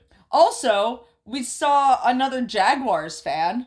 Yeah. Which was fucking wild, because when we were getting back to the car in the parking garage, I couldn't remember where exactly we parked. I was like, we're either on the 3rd floor or the 4th floor, but I think we're on the 3rd floor. And I'm like, worst case, if we're not, we could just walk back. We could just walk up one more floor to the next level, and we're right there. So as we're walking, I'm like, all right, where is it? And Dylan was like, oh, it's right there. There's your Jaguars sticker. And I was like, oh yeah, just look for the only Jaguars sticker in fucking Pennsylvania. And then as I said that, what was it, a truck or something? Yeah, it was a truck. A truck drove by with a Jaguars license plate. And I was just like, I was like, oh, never mind, I guess, right? Yeah, fuck And I'm me. like, go Jags! But, so yeah, there's 2 Jaguars fans in Pennsylvania, apparently. And not to spoil things for Rampage, there was really random matches on Rampage, but ELP was there. Oh my God. Or as Allentown would like to chant, Logan Paul. Dude, I was so fucking happy to see ELP. I quite literally did not know what to do. So, like, when I was expecting Okada, so of course I lost my shit.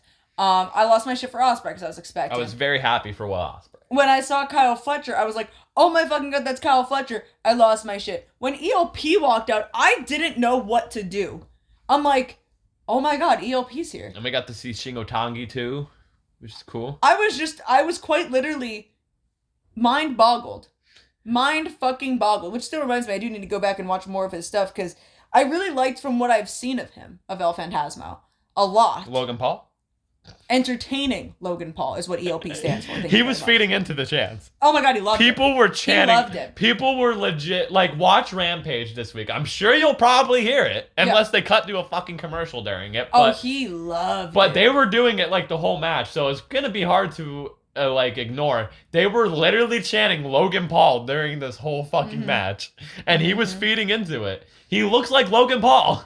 I want to know what is leading up for El Phantasmo to have shown up on Rampage, or if this was just a random, by the way, here he is. Yeah, because, like, this episode of Rampage is airing 2 days before Forbidden Door. Because Forbidden Door is this Sunday coming up. Is he in the ladder match? I don't know. Because did they have the TNT belt there? There's still one more spot. That's what I'm saying. Was this a TNT Eliminator match? They didn't announce that, though. No. I don't know. But he was teasing, like, after he left, like, after the match, he was walking up the ramp, and he kept looking at the Forbidden Door sign that was there. So I don't know. I haven't heard or seen anything. I don't want to give away too much of what happened. I don't know if people watch Rampage or not. We will. I'm watching it. I guess we'll watch it. I want to see this match, and because we watched Collision back, obviously. Yeah. I want to see if I see myself on TV again. I just want to see, how everything was filmed and whatnot. So I'm very interested in that. But also, real quick, since I said it probably like 10 minutes ago, I guess we'll talk about a little bit of our adventure getting to the seats. Because it was an interesting situation, I guess. So basically, getting to the arena wasn't too shabby. Until we hit Allentown. So Allentown, just the highway that it took us on is, a pain in the ass with the amount of on-ramps and off-ramps. There was a goddamn Iron Pigs game going on. Yeah, it was tricky, but once we took the turn into Whitehall, it was literally like right up the road. So once we got into Whitehall, it was very easy to get there. But nonetheless, so there was the parking garage, and everyone was going over there. So I was like, well, fuck it, I'm just gonna go park in the parking garage. Why the fuck not? So get into the parking garage, and we're like, not too sure where we're supposed to be going to get to the arena. So I'm like, I'm just gonna follow people, because that makes sense to me. So we just started following people. We get into an elevator and we go down to I think the floor was 1.5 or something. It was the bottom floor.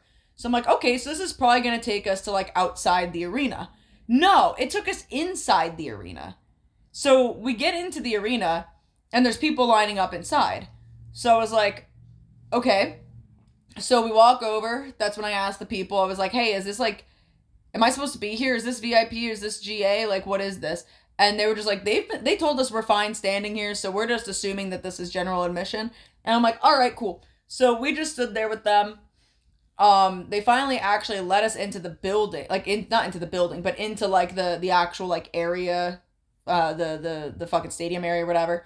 And kind of felt bad because they didn't have us in a specific organized area. It was kind of just an amalgamation of people that were there. There wasn't a lot of people in the lobby, though. There wasn't a lot of people in the lobby. There were a lot of people outside. There was a lot of people outside, but it wasn't organized into a specific line. Yeah. So we're kind of standing off to the side, but still in line because people are still walking by us. So we want to give these people room. But it was just kind of a mess. So we end up getting in and probably kind of accidentally cut people, but they didn't say anything or do anything, so it's sorry if we just cut you, but everyone there was just we don't know what's going on, so fuck it, whatever. We're all going to the same place. Yeah. Box. So no one really gave a shit. So we walk in. They had me scan my own ticket. That was also really weird. Which was interesting. There was a guy that was there that was scanning tickets, but I had them up on my phone, and there was these things that were set up to scan your own tickets. So he just sent me over to scan my own ticket. So I was like, you telling me that I could have just bought one fucking ticket and just had Dylan come in with me, basically? Probably. What the fuck?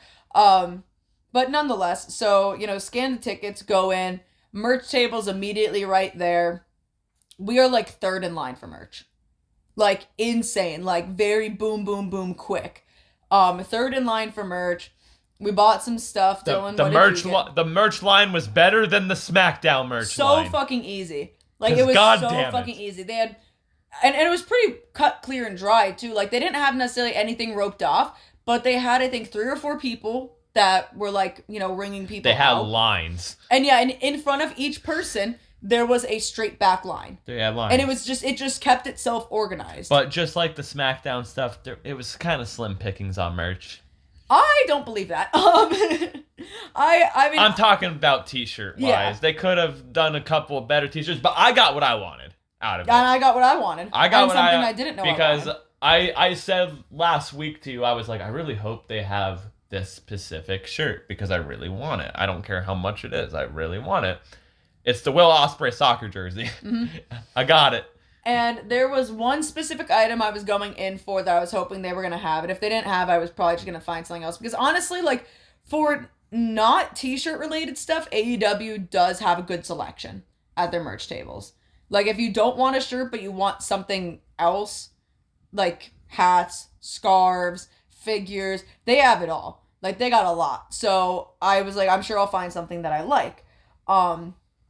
But the one thing I was going in for was the Young Bucks Okada coin that they started making, and I think is only available at shows, where it's like the coin that Matt Jackson flips when they're coming out with Okada to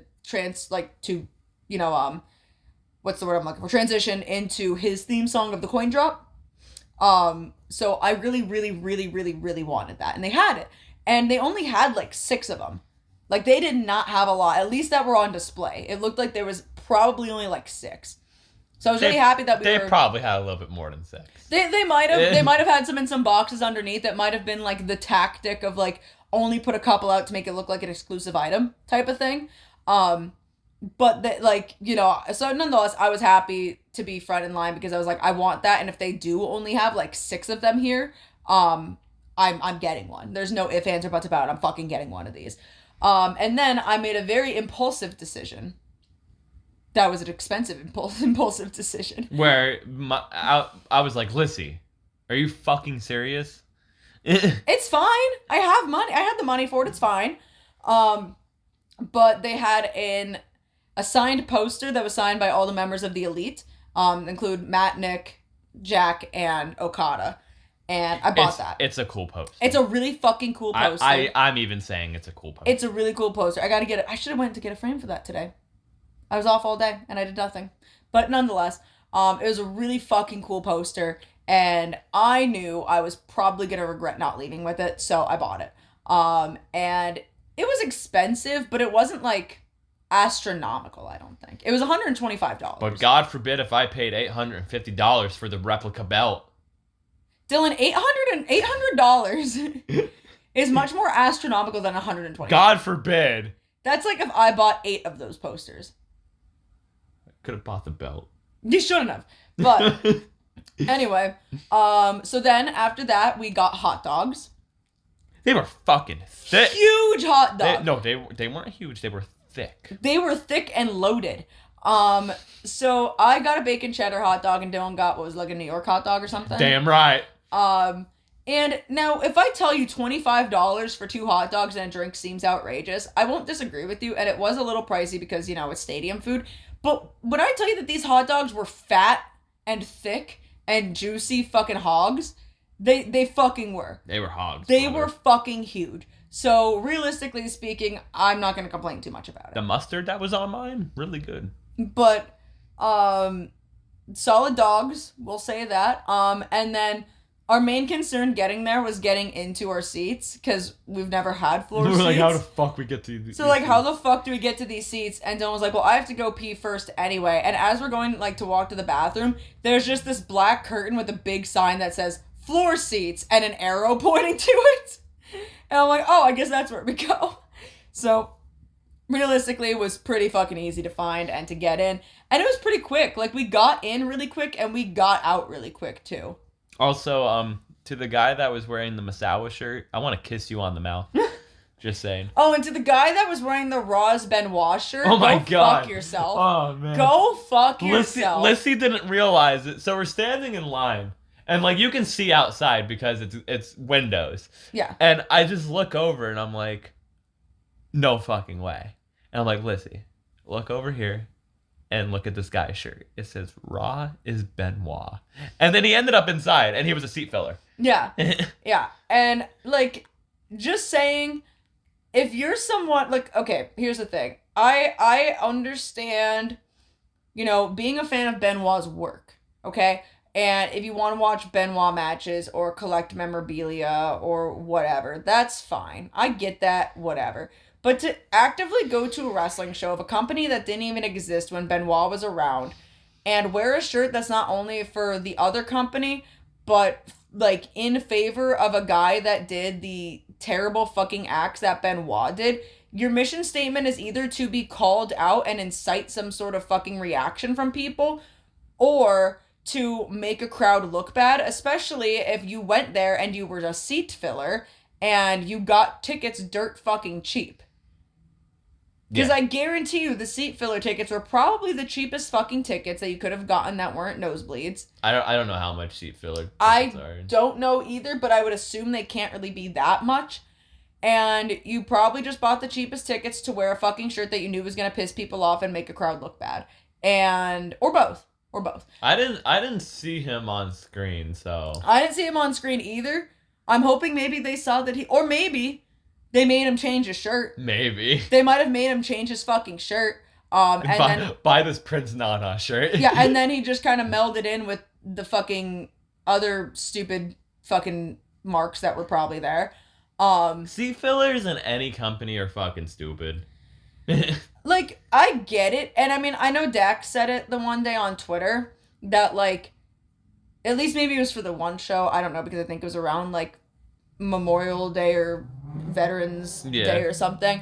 That the seat fillers in question were discounted tickets for veterans.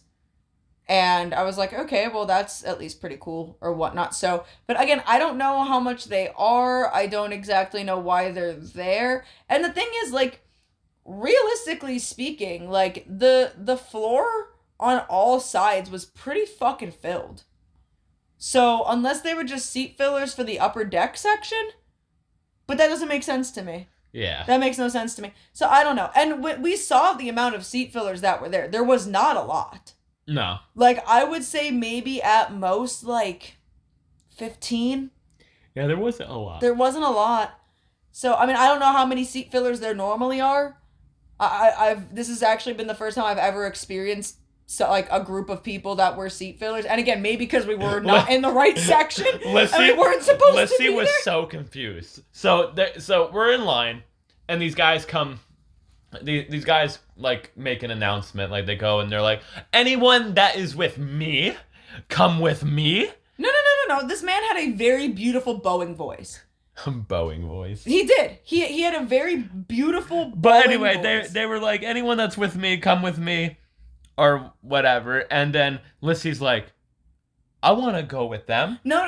Because the dude said, anyone who has an orange bracelet, come with me. And I was like, I want an orange bracelet. And I was like, no, you don't. And you're like, why? I'm like, those are seat fillers. And you're like, oh, I don't want that anymore. No. Because again, I've never been a seat filler. You don't want to be but from what I understand, they make you move around a lot. Yeah. And I've never been one, but I've read into it because I'm not gonna lie, like when Raw or SmackDown come to the arena, like sometimes like you're just like, I'm gonna look. Yeah. And then it's like oh, seat fillers, which okay, yeah, that actually does make sense from a couple years ago when I was looking at this. Seat fillers I think the cheapest tickets. Yeah. So, because I remember like, oh, seat filler tickets, like, what's that? The fucking cheap. And then you read into it and you're like, yeah, I'd rather just pay for one seat. Yeah. Because you have to keep moving around and shit. Yeah, they keep moving it around and you got to be there at a certain time and everything. Yeah, that's too much for me to deal with. Yeah. But yeah, like all in all, getting in there was wild and fun and interesting, and honestly, I think probably the easiest. Not a bad venue. No, it was a nice, cute little venue. It's smaller than our local venue. But I hope they come back or another, like even if WWE goes there. Even, I would honestly have no fucking problem going back to that venue. It was any wrestling promotion, to be honest with you, because it's a cool venue. Mm-hmm. Tony Khan did say that we're gonna come back. I can't do his voice. We're gonna come back. Thank you, Allentown. My favorite movie is Time Cop. Because you guys are gonna be in 3 places at once. So let's get ready for AEW Rampage. Yeah. That's Tony Khan. Sorry. That's my Tony Khan impression. Sorry, Cody. I hope I sound like Tony Khan. I don't know. That was a good Tony Khan impression or not. Anyway, but I love Tony, and honestly, he gets people hyped up, so I can't really complain too much. Oh, and also, I was very close to catching a friendship bracelet from Orange Cassidy. That came super close. But the guy in front, it was literally like a row in front of us, and the guy in front of us got it, but I think there was a small girl that was next to him, and I think he was with her. Yeah. And I think he gave her the bracelet, like a little girl, so I'm like, it came all right, I can't be that mad. Super close. But yeah, it came very close, and I'm like, God fucking damn it, I'm this close and I still can't catch it. Like, yeah. I've only ever, I think, caught one thing from a concert, and that was not even really catching it. It was the pick from the Wednesday 13 concert, and it hit my ear and then fell, and then I grabbed it. I wasn't even really catching it. I just got lucky. And you caught the worm. I caught the worm. But you caught that. I caught that. I didn't catch shit. I could never catch shit. But then the Cannibal Corpse, I got the pick, and I had it. You had it under your foot. I had it stuck under my foot because I knew where it was at. Yeah. Because that hit you, and I went to go, and it bounced. See, things hit me. And I don't catch them. And they then hit me. I was too late to it because it was dark in there and it was a black pick, so you couldn't really see. But I saw this thing hit you, and then it hit my hand, and then I just kind of like put it on my foot and was like, "It's a pick, it's a pick," and I was like, "I'm not moving." Yeah. And I was like, "Lissy, pick up my foot and grab it because I can't do it because there's people behind me right now." And I'm short as fuck, Yeah. so like I could weasel myself into areas that I probably shouldn't. But yeah, no, see, I don't catch things. So like I wasn't 100% expecting to, but that came so fucking close that I was like, God fucking damn it. I'm a little upset about it because like I could just walk around and say I have a friendship bracelet with Orange Cassidy now for the rest of my life. But I don't. But if a little girl got it, I can't be that upset about it. You know what I mean? Like, she seemed like she was having a really good time. So I can't be too bummed about it. But yeah, no, it was super fucking fun. Super fucking fun. I would absolutely love to go back to a collision. I'm hoping we can get down to Full Gear again this year. Because it's going to be in Newark again. And Newark's a really fucking easy drive for us. And the venue is super fucking easy to get to. Like, it's a fun venue. It's a fun venue, very easy peasy, lemon squeezy, if you will. So maybe I will ask for tickets for Christmas since it's in November. And the last time we went, I asked my dad for tickets for Christmas. He ended up just giving me money for the tickets, and then I picked out my own tickets. So hopefully maybe we'll go to Full Gear again, because I would absolutely love to fucking do that. But yeah, I think that pretty much sums up everything to do with Collision, unless you have some final thoughts about it or things we didn't touch on. No, that was about it. It was fun. I enjoyed seeing Nigel McGuinness. Yeah. Oh, and also my low-quality picture of Christian Cage is gaining traction. Yeah. Anyway. You spend a week working on a Jack Perry edit, no love. You take one shit picture of Christian Cage, everyone loses it. And that moves on to our next portion of this podcast, and that is the flashback match of the week. It returns after a 1 week hiatus. Sure does. And this is coming from me, ladies and gentlemen. Because I'm not allowed to pick the matches. This is from PWG. Mm-hmm. Can't believe I'm saying that. I like PWG. From the Battle of Los Angeles 2016, it is that infamous six-man tag of the Super Click, Adam Cole and the Young Fucks. Young Bucks. Versus Will Ospreay, Ricochet, and Matt Sydal. That Uncle Dave gave how many stars, Lissy? 7. No, only 5. Oh. 5 stars. I gave it 7 stars. But 5 out of the 6 people are in AEW, with us, the 6th one, on its way probably. So hopefully they redo this match eventually. Mm-hmm. But it's a fun fucking match. Yeah, I remember. I don't remember what the fuck we were doing beforehand, but I think I was actually like in the bathroom, and Dylan was like, well, we're gonna watch the flashback match now. Do you want to know what it is? And I'm like, well, no, if we're gonna watch it now, just fucking put it on. And literally the second that I walked out the bathroom door and I saw the TV, I was like, oh, I've seen this. Like, I know what this is. So like, I already know this one, but yeah, I'll fucking sit down and watch this again. Of course. It's a barn burner. So fucking good. Like, if you want a definition of what PWG is or was, it's that. Just watch that match. That's everything you need to know. If you watch that match, if you're not sure if you would like PWG and not sure where to get into it, watch this match first, and if you hate this match, then don't watch anything else PWG. Like, it's pretty much that self-explanatory. No, the other PWG match you should fucking watch is Necro Butcher versus Super Dragon from Battle of Los Angeles 2006. Okay, that's fair. To be fair, if you don't know if you're going to like PWG, where to start, any Battle of Los Angeles. Yeah. There you go. It's their annual tournament that they do, but then they do non-tournament matches like this fucking match. Mm-hmm. And it's the Battle of Los Angeles are always the best PWG shows, in my opinion. Yeah, that's fair. They also do some funny ha-ha spots, but they're funny. We need to get PWG DVDs. Yeah, we do. Because High Spot sells them, I think. Yes. Yeah, so we just need to buy those and just get on with it at this point. Yeah, good luck trying to find, like, PWG stuff. It's easy to find on YouTube and stuff. And, but full episodes. Yeah, you have to buy the DVDs. Yeah. You can find matches, but the actual episodes, like, to figure out what the fuck all is going on is a little tricky. But see, I'd be buying, like, the early PWG I think one of my favorite things about this match is Chuck Taylor on commentary. Chuck Taylor and Excalibur are wild on commentary. What the fuck? That's incest. That's illegal. What? That's illegal. What the fuck? And then he started talking about jorking it off. Oh my god.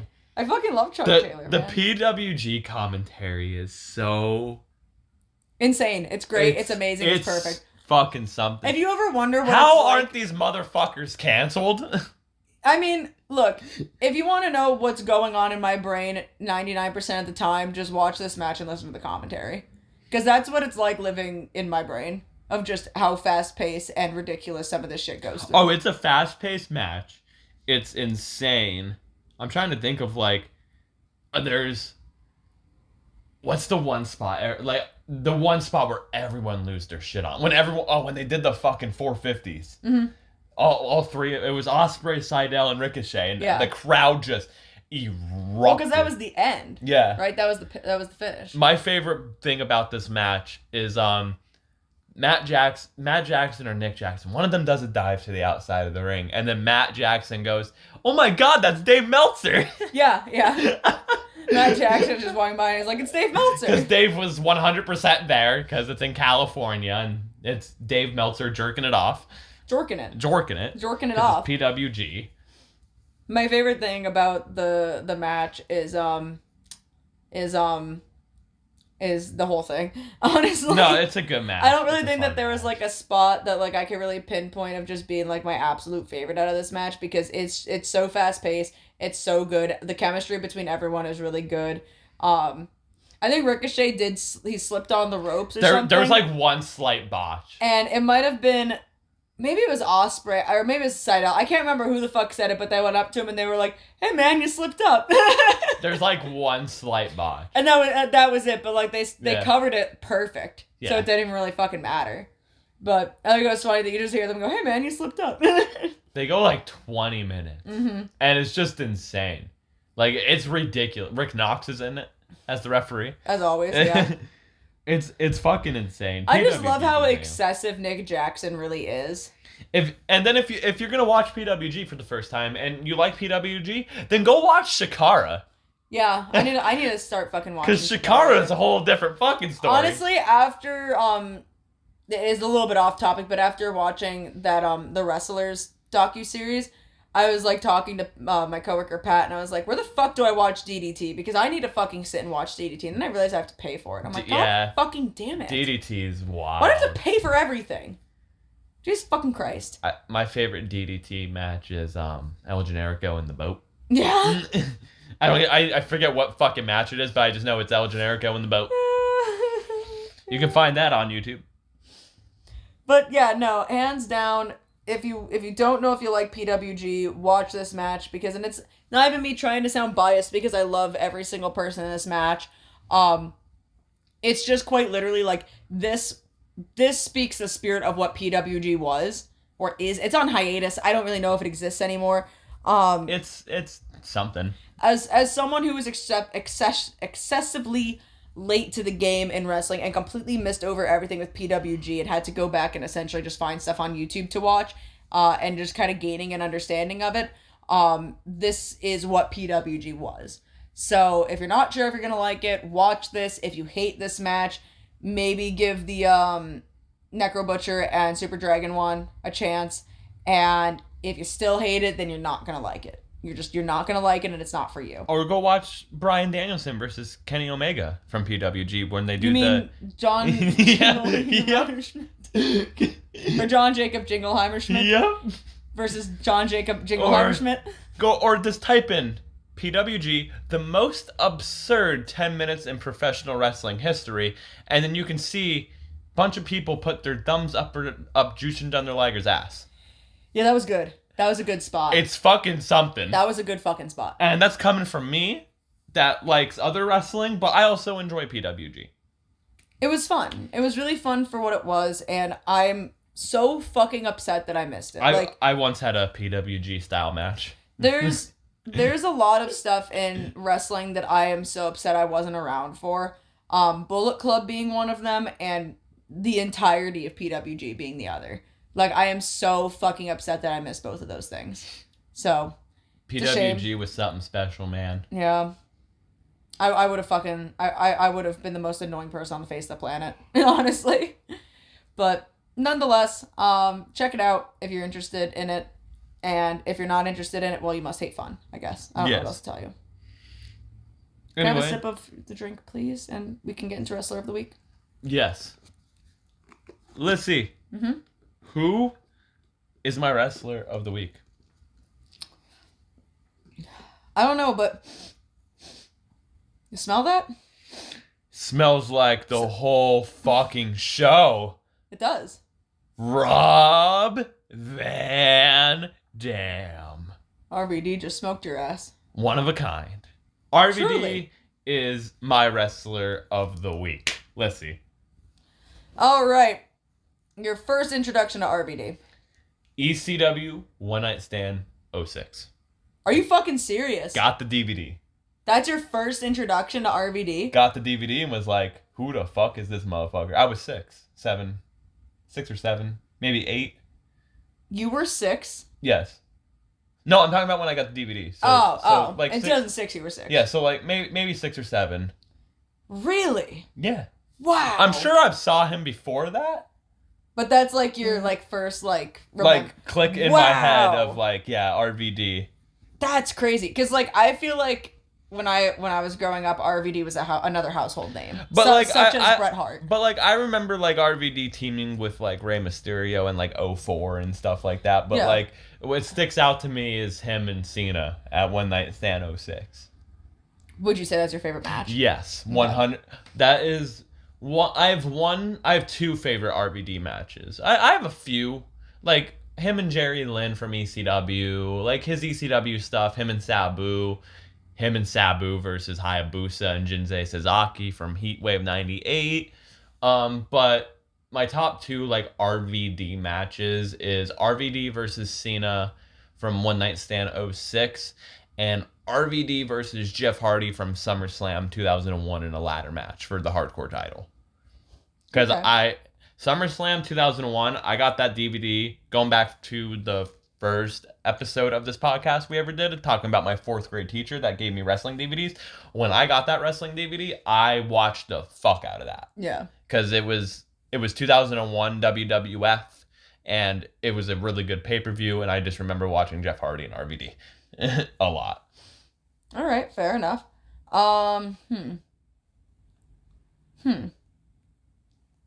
So, obviously as an adult now, you understand RVD was high 90% of the time, if not 100% of the time. 420% of the time. 420% of the time. Aside from the whole weed thing that you know as an adult now, what drew you into RVD specifically? Specifically, one's very funny, and then one is like, okay, that makes sense. So we'll start off with the funny one, his singlets. Yeah. His bright, cool airbrush singlets. Cool stuff, and his wrestling style. Mm-hmm. It's RVD's legit one of a kind. There's no other person that can wrestle like RVD. Even if you fucking try, you can't. He is legit one of a kind. That motherfucker moves like no one else. He does shit like no one else, and it always drew into me of, wow, this dude is doing karate pretty much. Well, yeah, wrestling, like he's doing karate, but then he's also doing wrestling moves, but like he's doing these cool kicks and stuff like that. And he somehow blended them like perfectly together. Yeah. And it's so smooth. Like it's always smooth.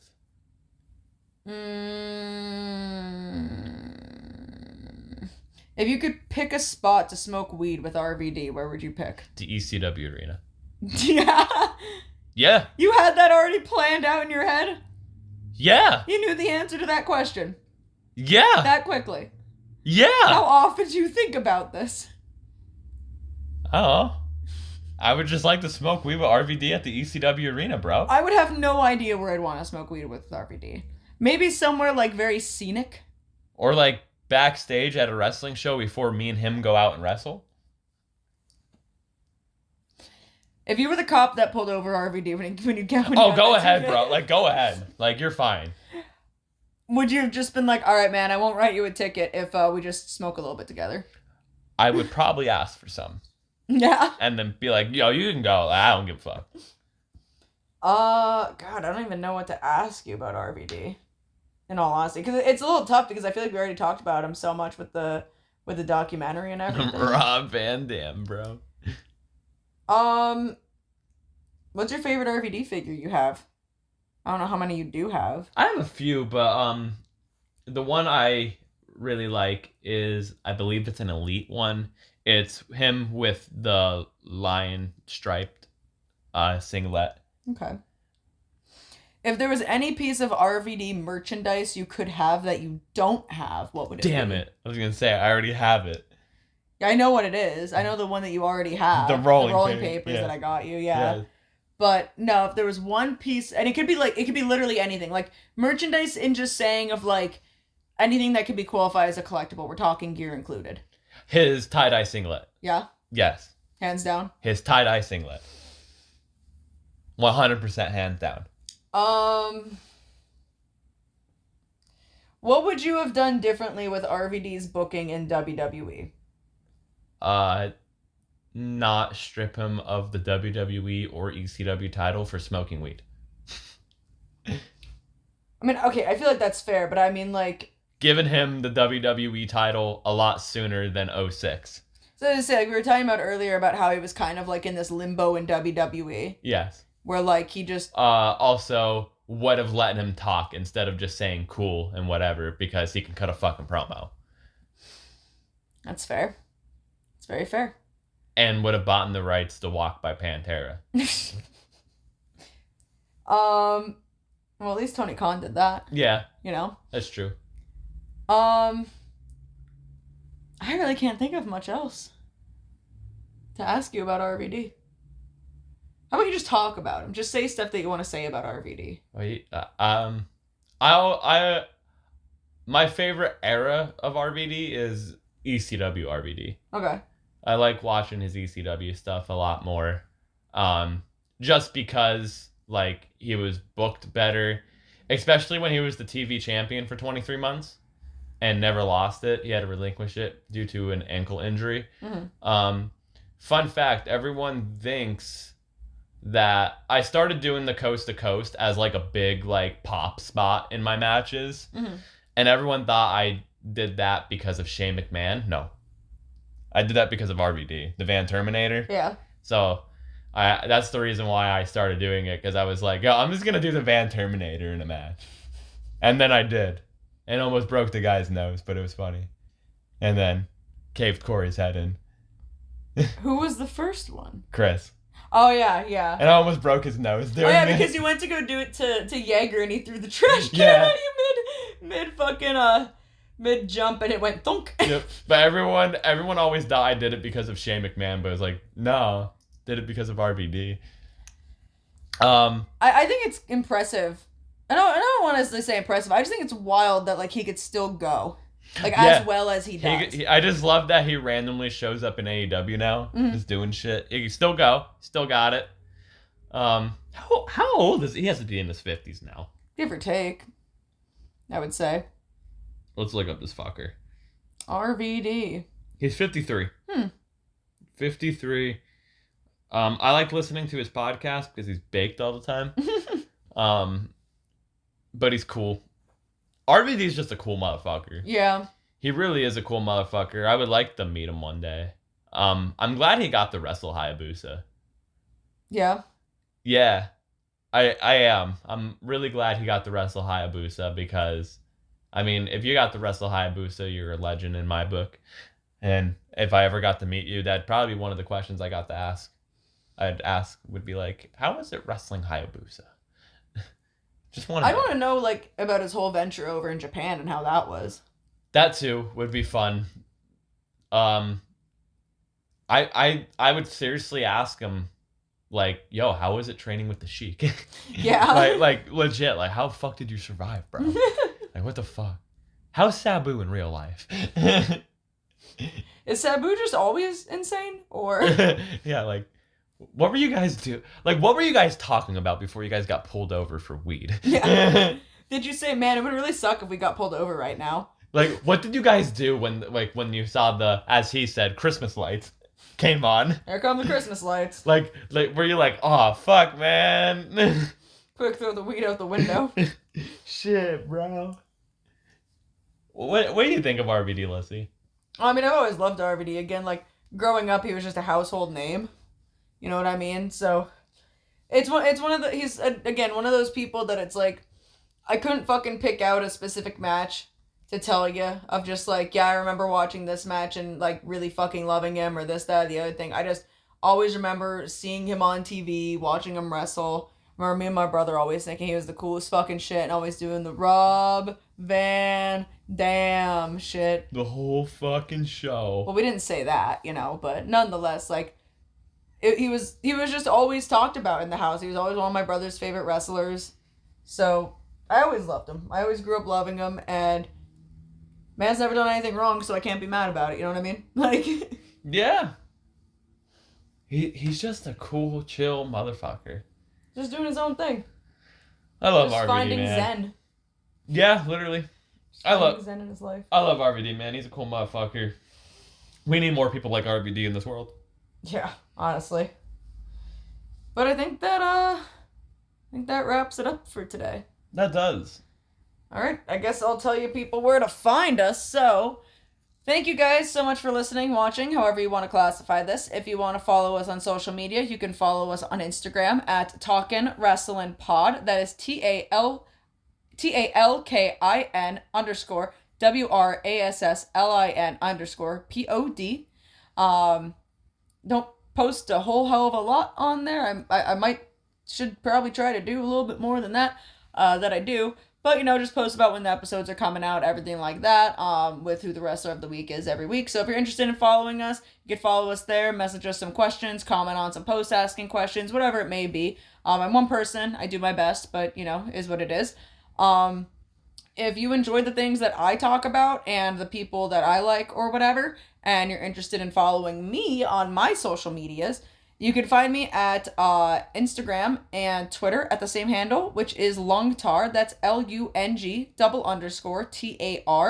My Twitter is mainly about the Elite and wrestling, So I post a lot about the Elite on there. I recently made a long-winded Jack Perry edit. Please go watch it and like it. I worked very hard on it. By the time this comes out, hopefully my Twitter isn't flooded by just a bunch of other random shit that I've shared, but it's on there somewhere. And my Instagram, I don't post too much on my main feed, but I do post more so on like my stories, which again is a lot of wrestling stuff, tattoo stuff, funny memes, all that fun stuff. If you enjoy my voice if you enjoy my voice and want to look at my face while you're listening to my voice, which I don't know why, but if you do, you can follow me on TikTok, which is Lungbucks. That is LUNG_BUCKS. I need to get back to posting a little bit more regularly on there. I was going to post the Jack Perry edit on there, but TikTok was giving me issues with it. So I just didn't, which sucks because I really wanted to. But, sometimes I'll post some edits on there. I'll post some funny skits and whatnot, or just videos talking about stuff. So if you're interested, please feel free to go follow me on any of those socials. Dylan, where could people find you if they're interested in finding you? You can find me on Instagram and Twitter. I almost drew a blank there of where you can find me. On Instagram or Twitter at Danny_line Valo_line DANI_line VALO_line. I barely post on Instagram. It's a form of social media I barely use at this point. I share things here and there. Twitter, I just retweet random shit and make fun of Uncle Dave a lot. And that's about it. I don't really post. People are mad that the Royal Rumble is going to be on February 1st. It's fucking stupid. Twitter's something. I fucking hate Twitter. I love Twitter. But yeah. Anyway, thank you guys so much for watching and or listening or whatever. Make sure to like, share, subscribe, send this out to the people you love, the people you hate, the people you're indifferent about, and I guess we will see you next time. I'm going to go smoke weed because I talked about RVD a lot. All right, goodbye, guys.